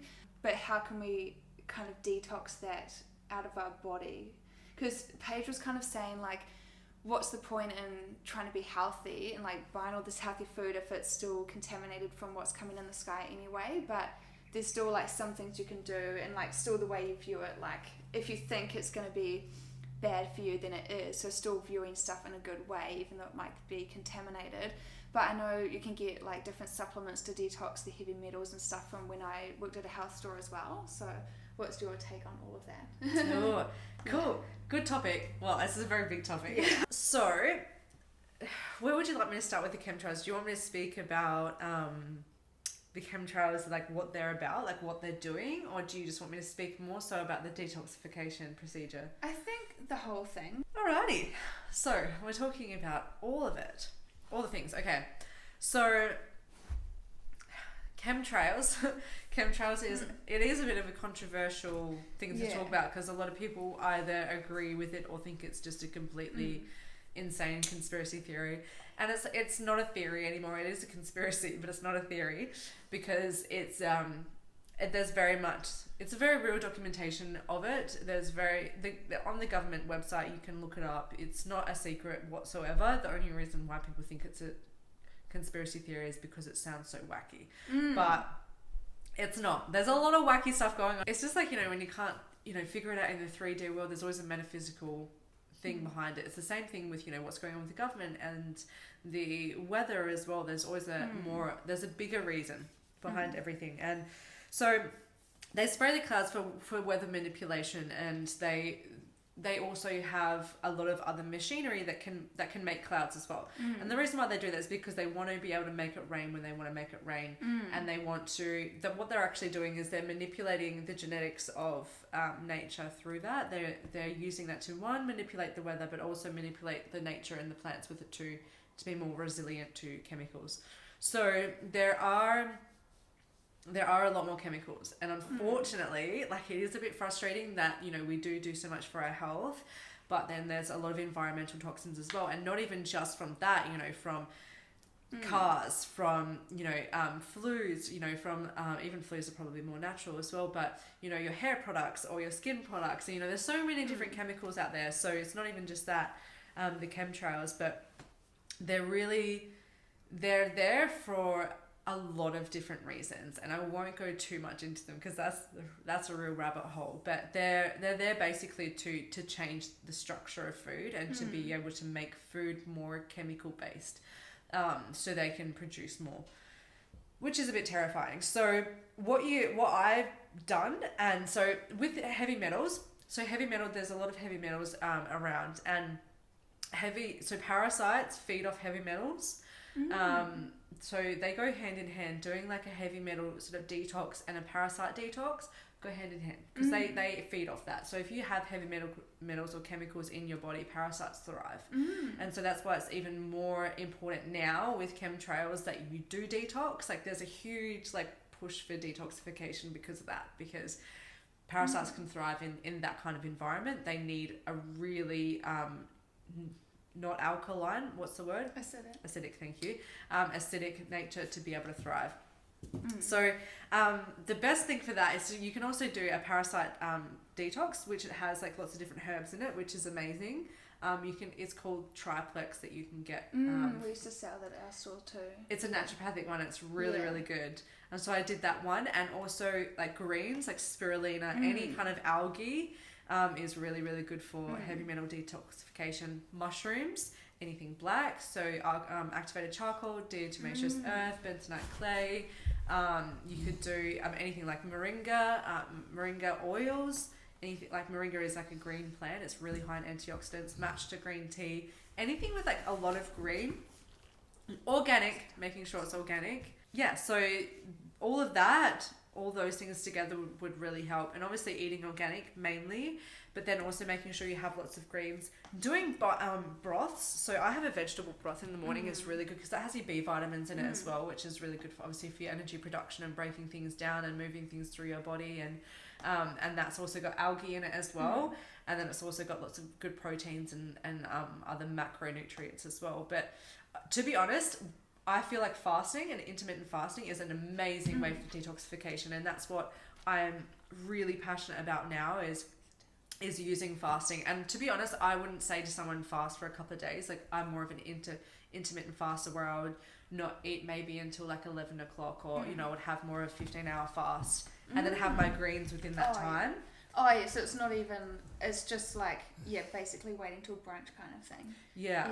And because I just want to give my body that time to go through autophagy and like, you know, to have that cleaning up space, and, you know, and I'll have my greens in that time. So I'll go to bed and I won't eat obviously and I'll sleep, and you don't think about it. You don't think about eating when you're sleeping, so it's fine. And then I'll just have like maybe 5 hours in the morning where I'll wake up, have a bone broth, veggie broth I should say, and then like my greens or whatever, and then I'll eat.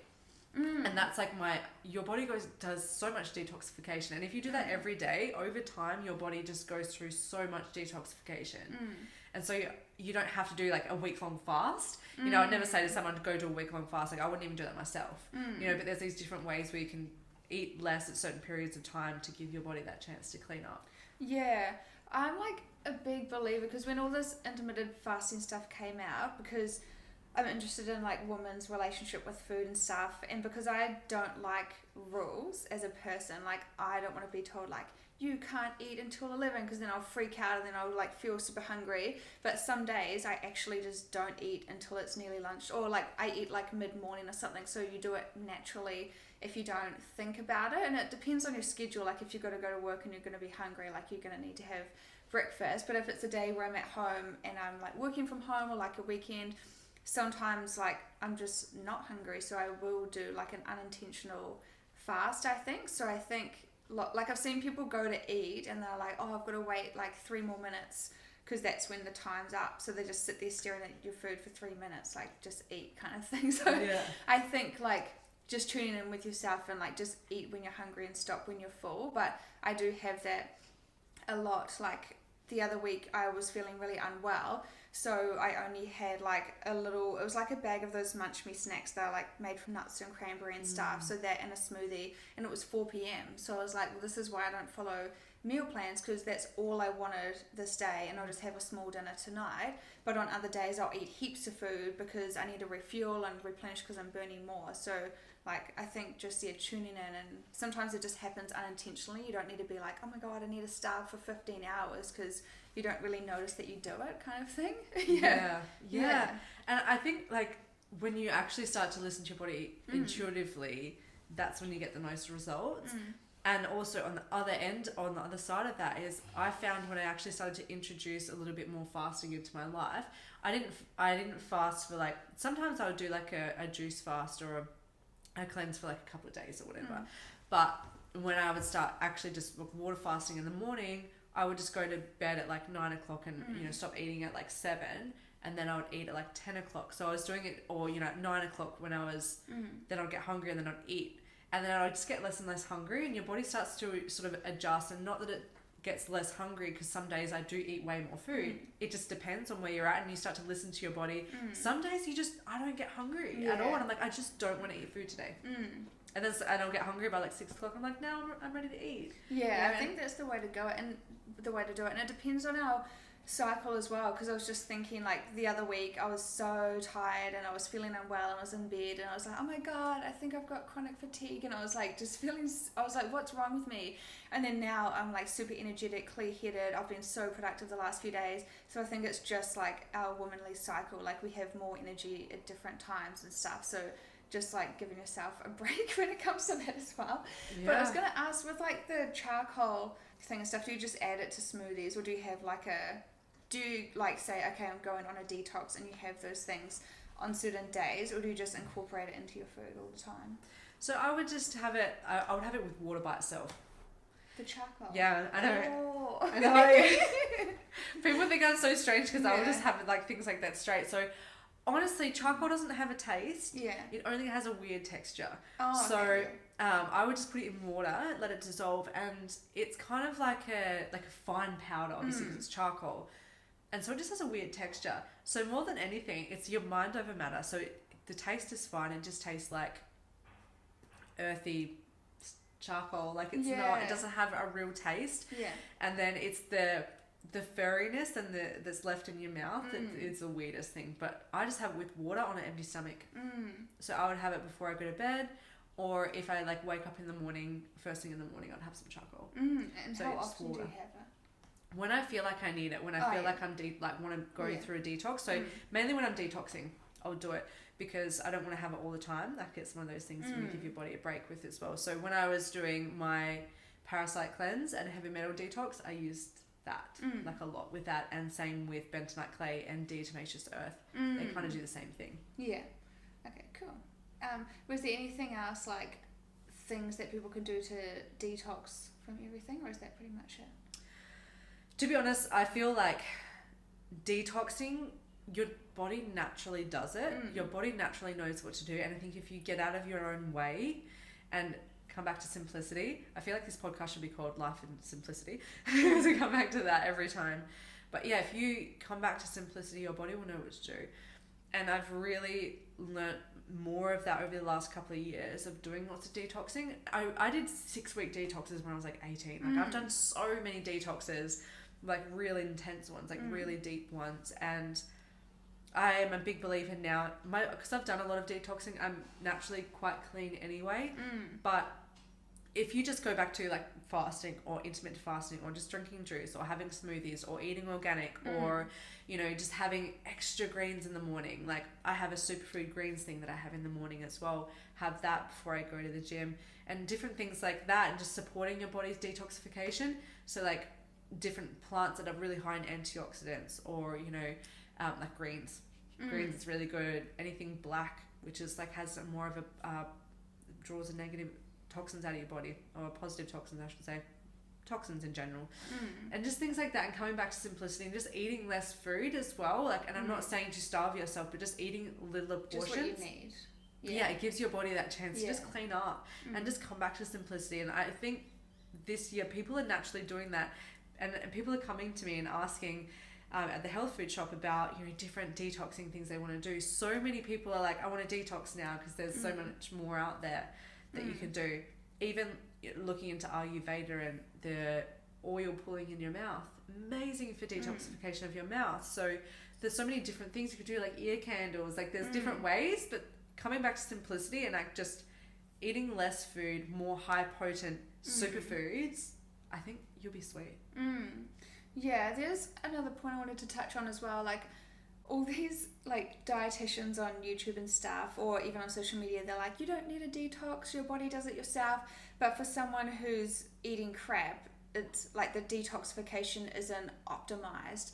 So yes, your body does it yourself, but if you're filling your body with crap and not exercising or doing anything, like you are, but it's like you're not operating as well as you could be. So it's just like switching over those little habits, like to detox, someone can start eating more greens, so you've got more fiber going in, and it's actually like clearing out your intestines and stuff. And even like with bowel cancer, like I think some of it's probably genetic too, or hereditary I should say, but I actually think that's just from old foods sitting in people's intestines, because not many people actually eat enough fiber. So just eating more whole foods can detox all your intestines and get out all this old food and stuff. So just like really, really simple things can help with all that. And then yeah, just having like, I don't know, more greens. The broths are really good as well, because it's just like, you can, I don't know, if you're in tune with your body. I tried this broth from Nutra Organics, and there's different flavors like mushrooms or miso ramen.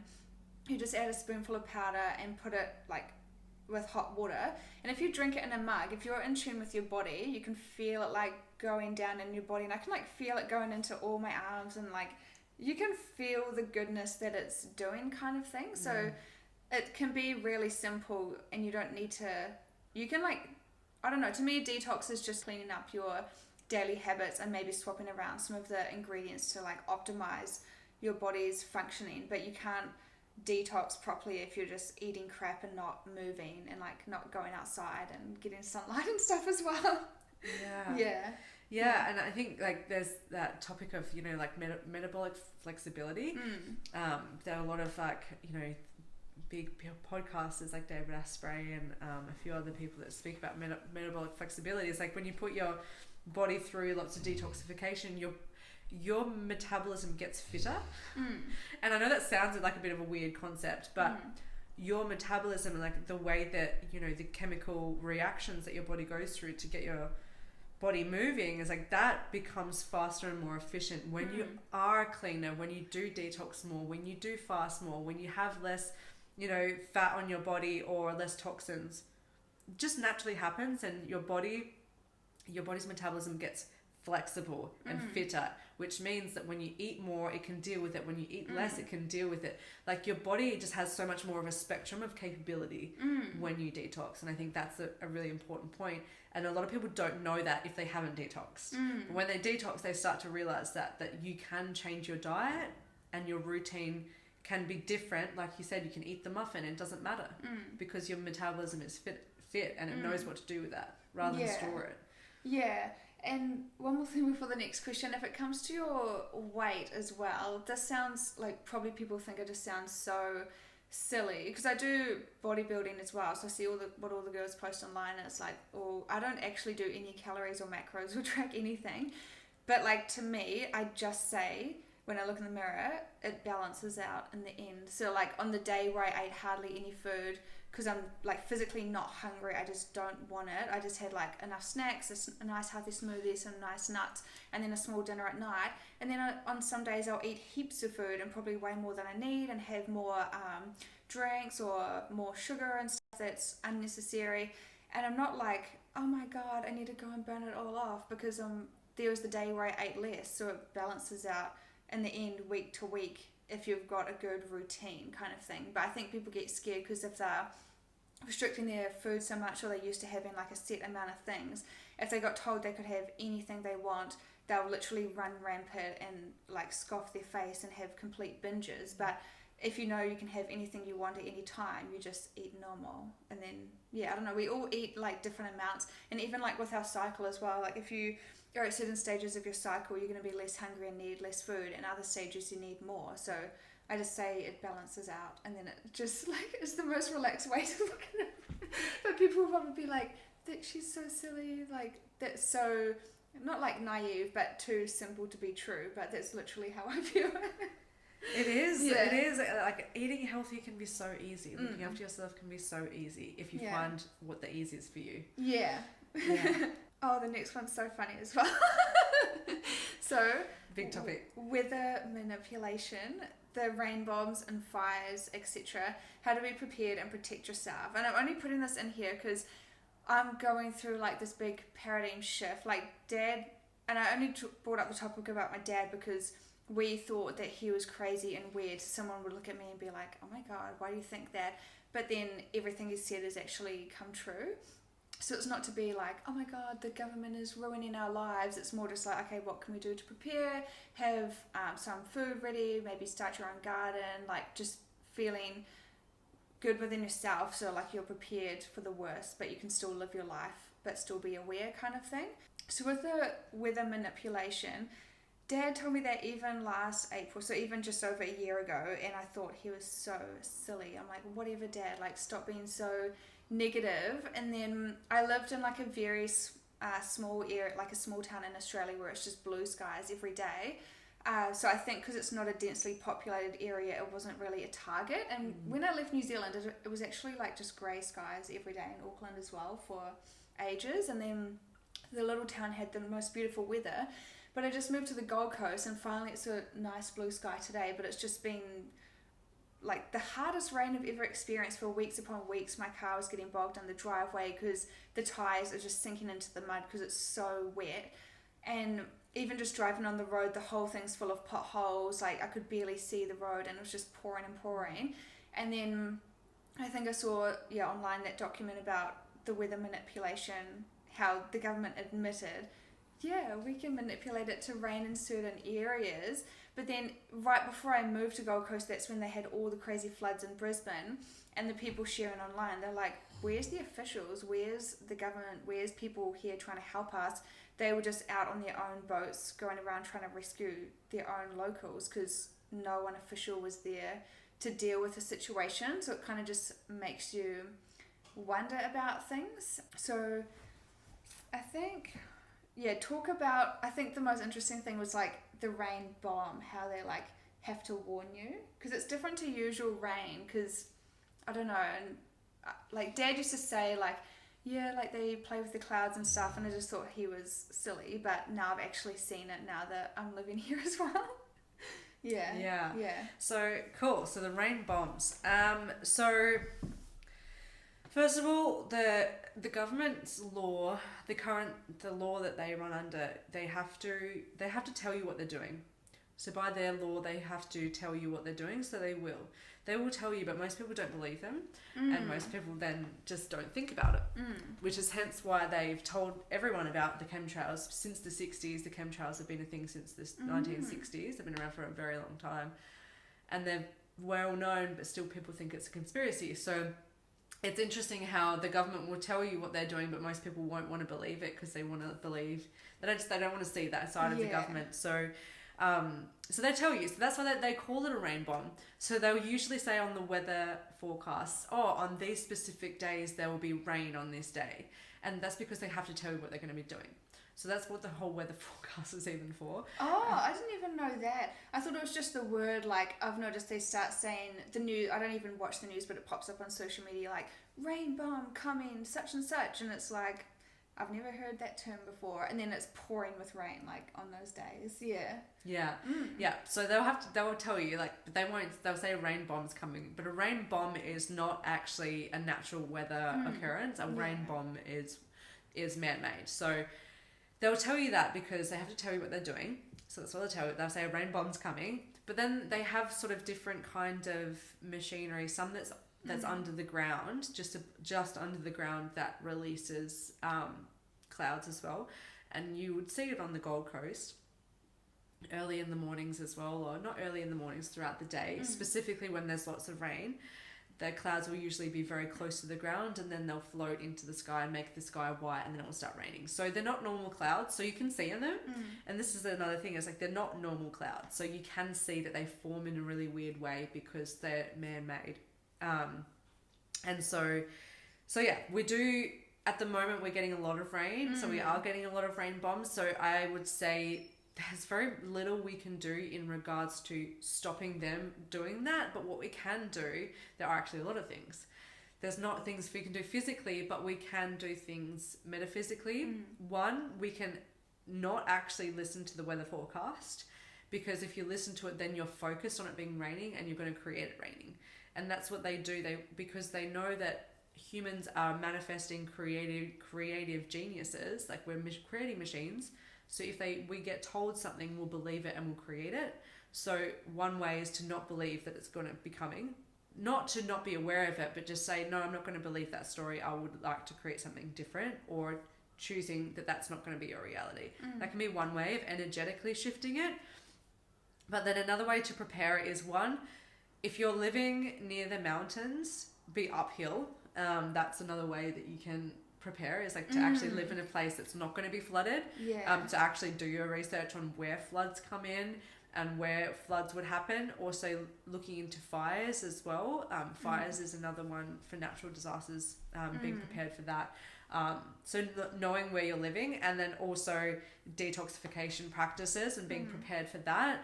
At the moment, mostly the Queensland is getting hit with most of the rain bombs at the moment. So depending on where you live as well, like Cassie was saying, she never saw them. I never saw them when I was a kid. I was in like middle of nowhere WA, so I never saw them. But here and in America, they're massive. They're everywhere. So choosing to live in a place with less chemtrails would help as well. But we live in a place where there's lots of chemtrails. So for us, we've got to be prepared.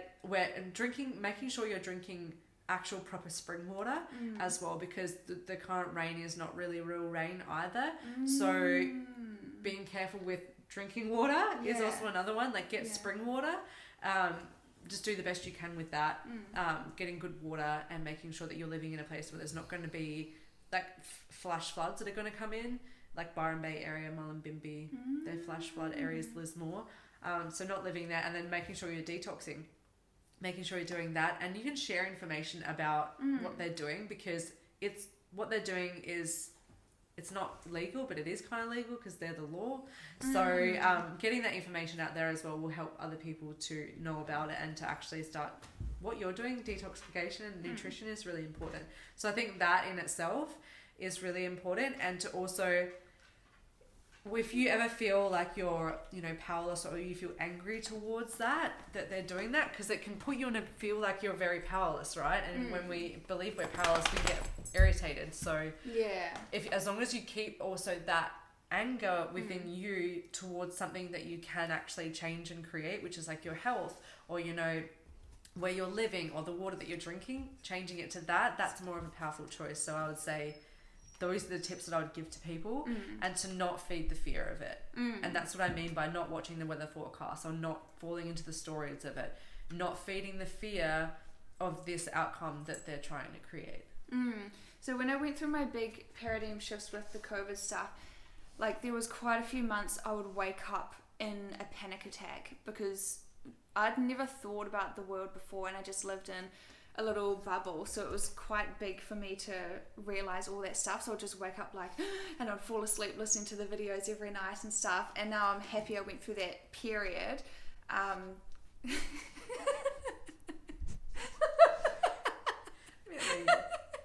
Millie, what are you doing? You're so cute.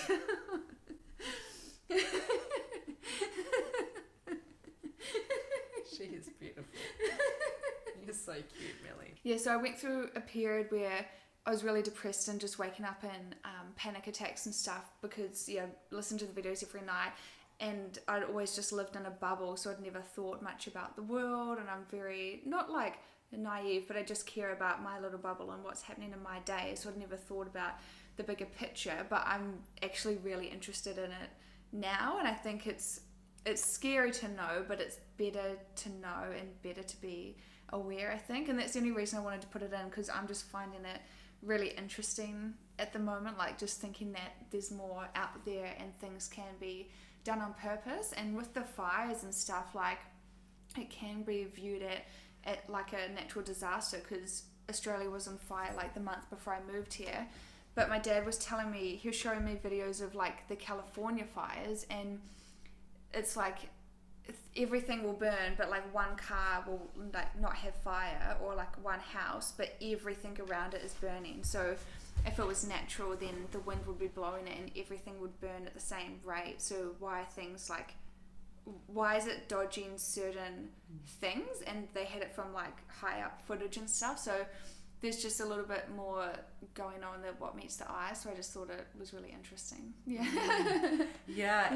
It's one of those things I feel like can either disempower you or really empower you. And I just, like, for anyone watching this, like, I just really want to, like, make sure that you guys have got that concept of, you know, it's like knowing this information. And like yourself, I went through that period of holy shit, freaking out of like shit, the world is like shit, like what's going on, you know, like the world is a lie, you know. And because I was in my own love bubble too of like, you know, I've always thought the world is beautiful and I've always had a really positive energy.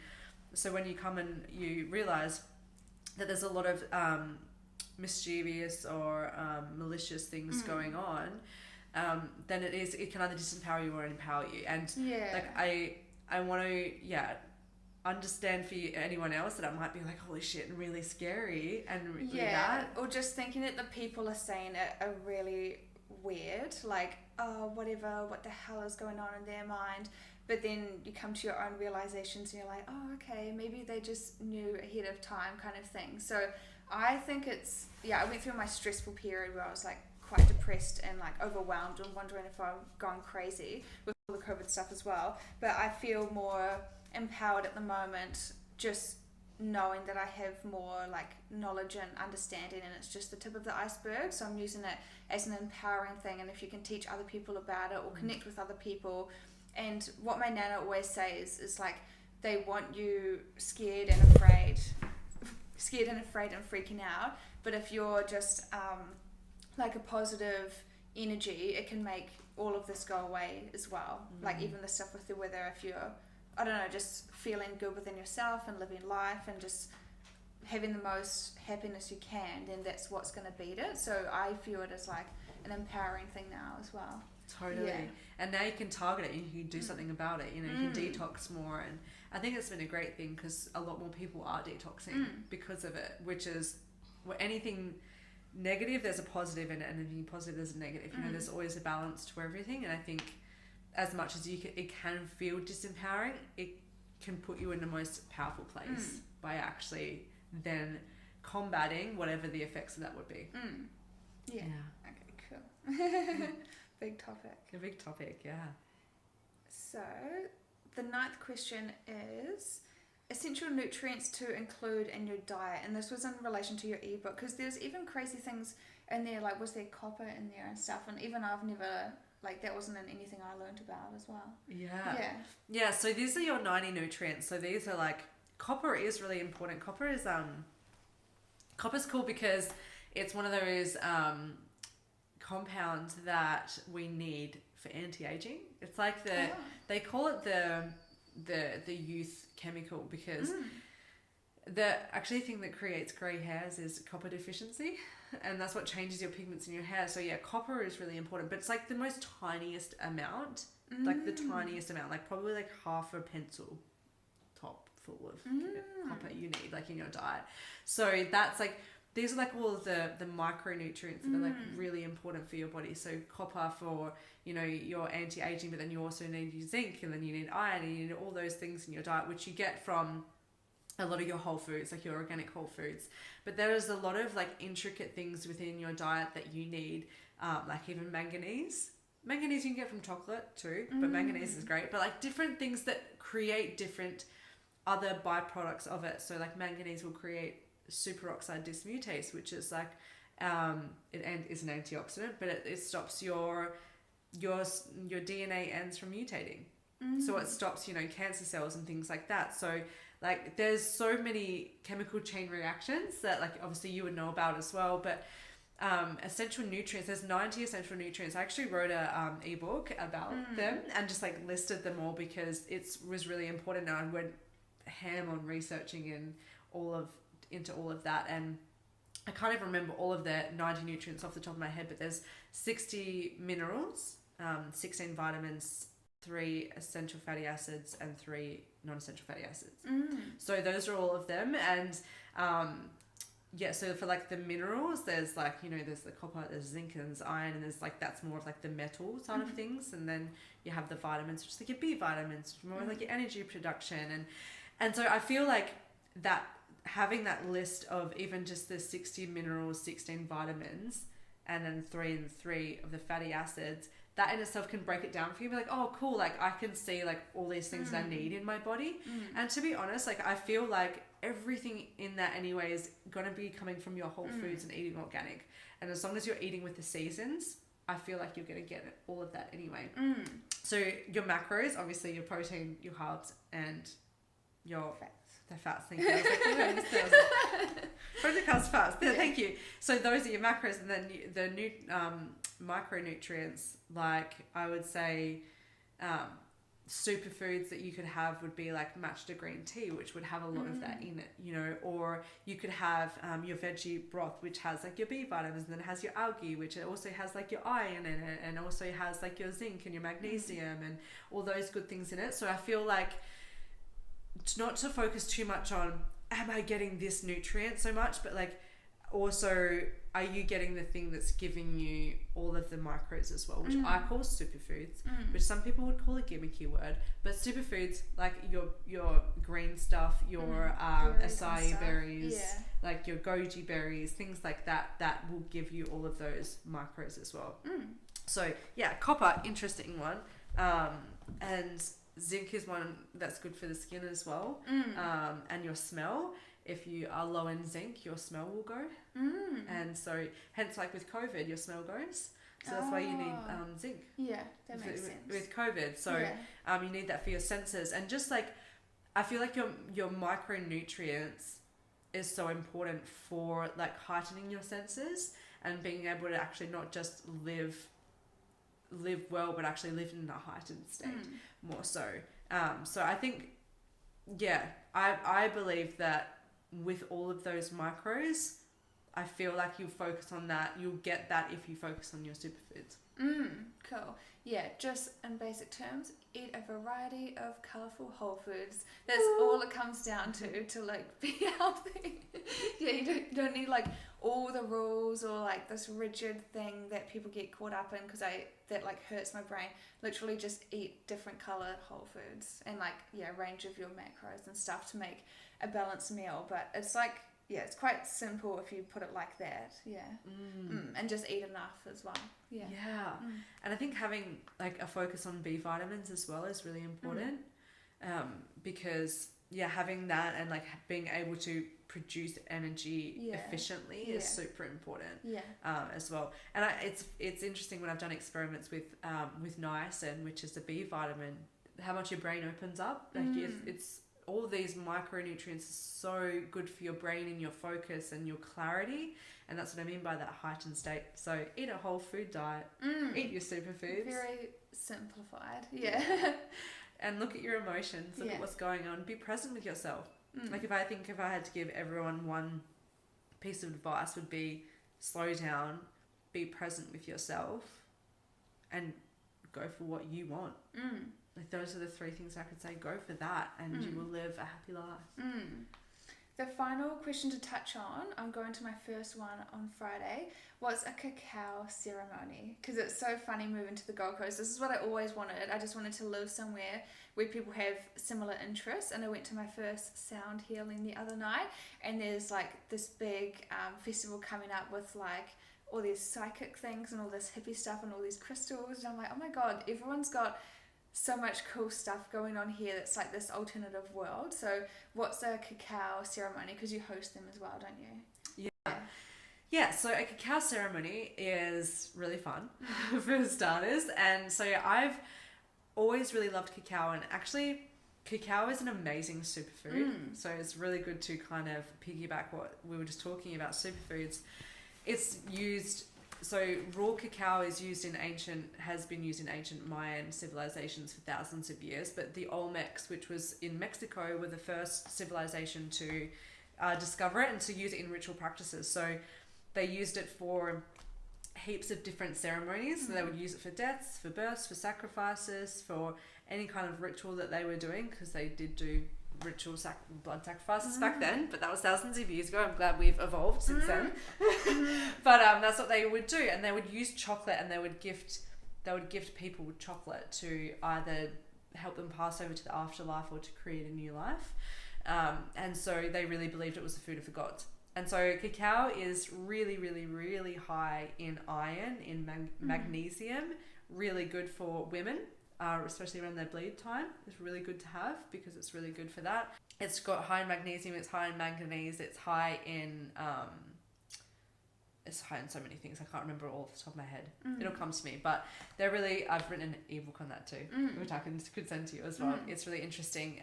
So cacao is raw chocolate at its form. So it'll usually start as like a pod, and then there'll be seeds, and then there'll be the gelatinous pulp around it. The seeds is what you will dry, and then you'll crush into a block of cacao, and then you make that into a nice drink. So you can make it with lots of different things in it. I used to make it with cinnamon, maybe a little bit of chili, and some other like maca and some ashwagandha and other beautiful herbs, and I'll make that into a drink. And what it actually does, chocolate itself, or scientifically, it actually opens up the blood vessels to your heart.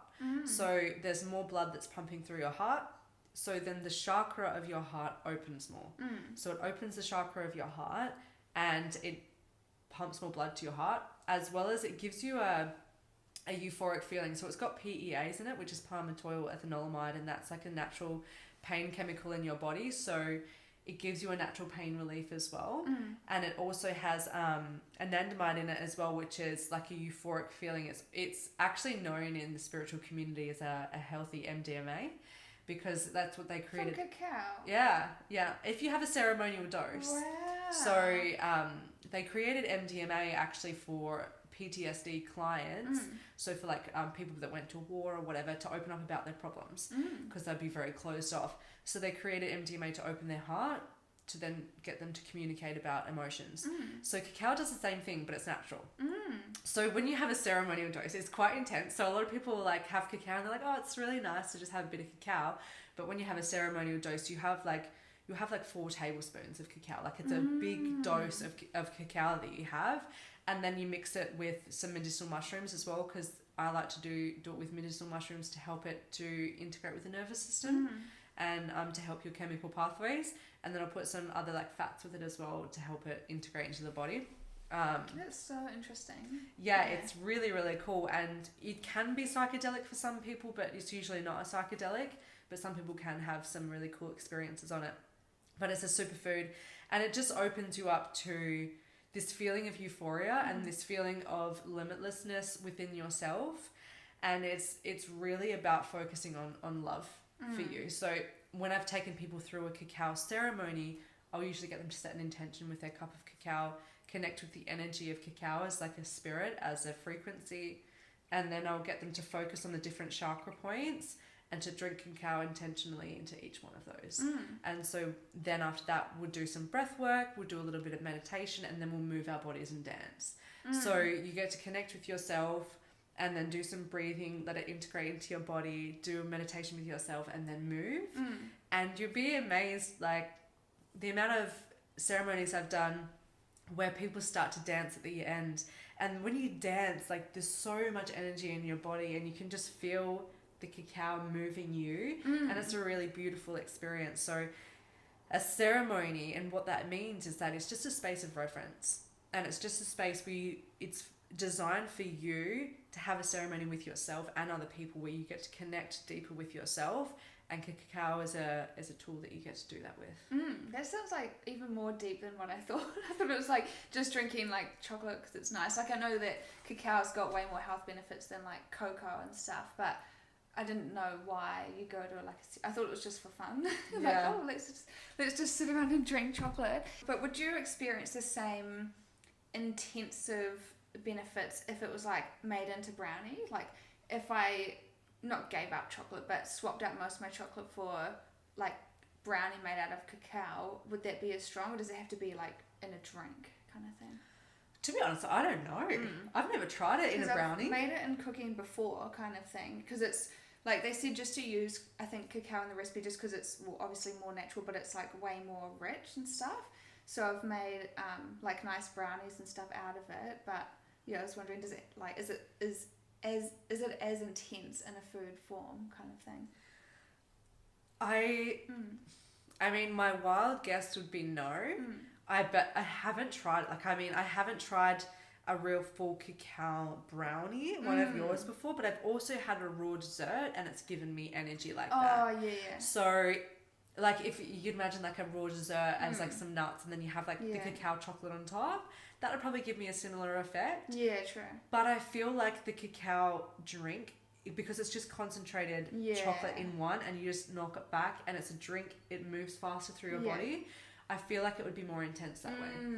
So I think you could still get a euphoric feeling from the chocolate or the chocolate brownie for sure. Yeah. It would just be a different kind of experience. Yeah, because if it's liquid, your body will absorb it easier kind of thing. Yeah. Absolutely. And I mean, you could sit there with your brownie and set an intention and eat it with intention. You could 100% do that and it would be really beautiful. So you could do that and take that ceremonial idea into your eating. And it's true, right? It's like, imagine if we ate ceremonial every day, like we ate with intention and slowly, and you know, like there would be so much more reverence to what we were doing than just eating food. Yeah, because I made this nice brownie. I got sent, I don't know if I had cacao or just cocoa, but it was like this Sweet Dreams blend. And it had like ashwagandha and all these nice herbs in it, and I made it into, it's meant to be for hot chocolate, but I made it into a brownie. This was like a year ago, and it had peanut butter and I think chickpea flour, and it was like just this nice natural thing. And then I just ate the dessert, and that's what I like about healthy food and just finding different alternatives, because you just eat it and it just feels so nice, and you're like, well, it's got all these herbs to help me sleep, and like, it's just so interesting to eat like that instead of just like a crappy processed thing. So I think that's why I feel good about food, because you're like, oh my god, it's like so nice and it's like way more special kind of thing, and your body can thrive off it. But yeah, 100%. You feel more grounded, you feel more you. Yeah, that's how I feel. Yeah. The only other thing with the ceremony, I'm scared to do the dancing. Trust me, when you have the cacao, all that will go away. You'll be like, I feel free. Okay, good. Because I think I've seen people like in, I don't know, in videos and stuff who are like all dancing around to this music, and I'm like, oh my god, I would probably just sit on the sideline and be like, oh no, I'm too scared to dance. You have to come to one of mine next. Yeah. When I'm planning on doing one in Talibudra, so you have to come. Okay, cool. Yeah, sounds good. Cool. Well, you don't have anything else to add, do you? I don't think so. I think we've covered a lot today. Yeah, I think that was so, like, even more in depth than I thought, but it was really cool. Yeah. I liked where that went to. Yeah, there's like so much stuff to talk about. But yeah, I'll put Paige's links to her social channels and then her nutrition essentials ebook as well, like in the description. But yeah, thank you so much for listening and tuning in, and I hope you enjoyed it. Thank you so much for being here. Thanks for having me. It's been so fun. And yeah, enjoy being happy, healthy, and in whole wellness. Yeah. Bye.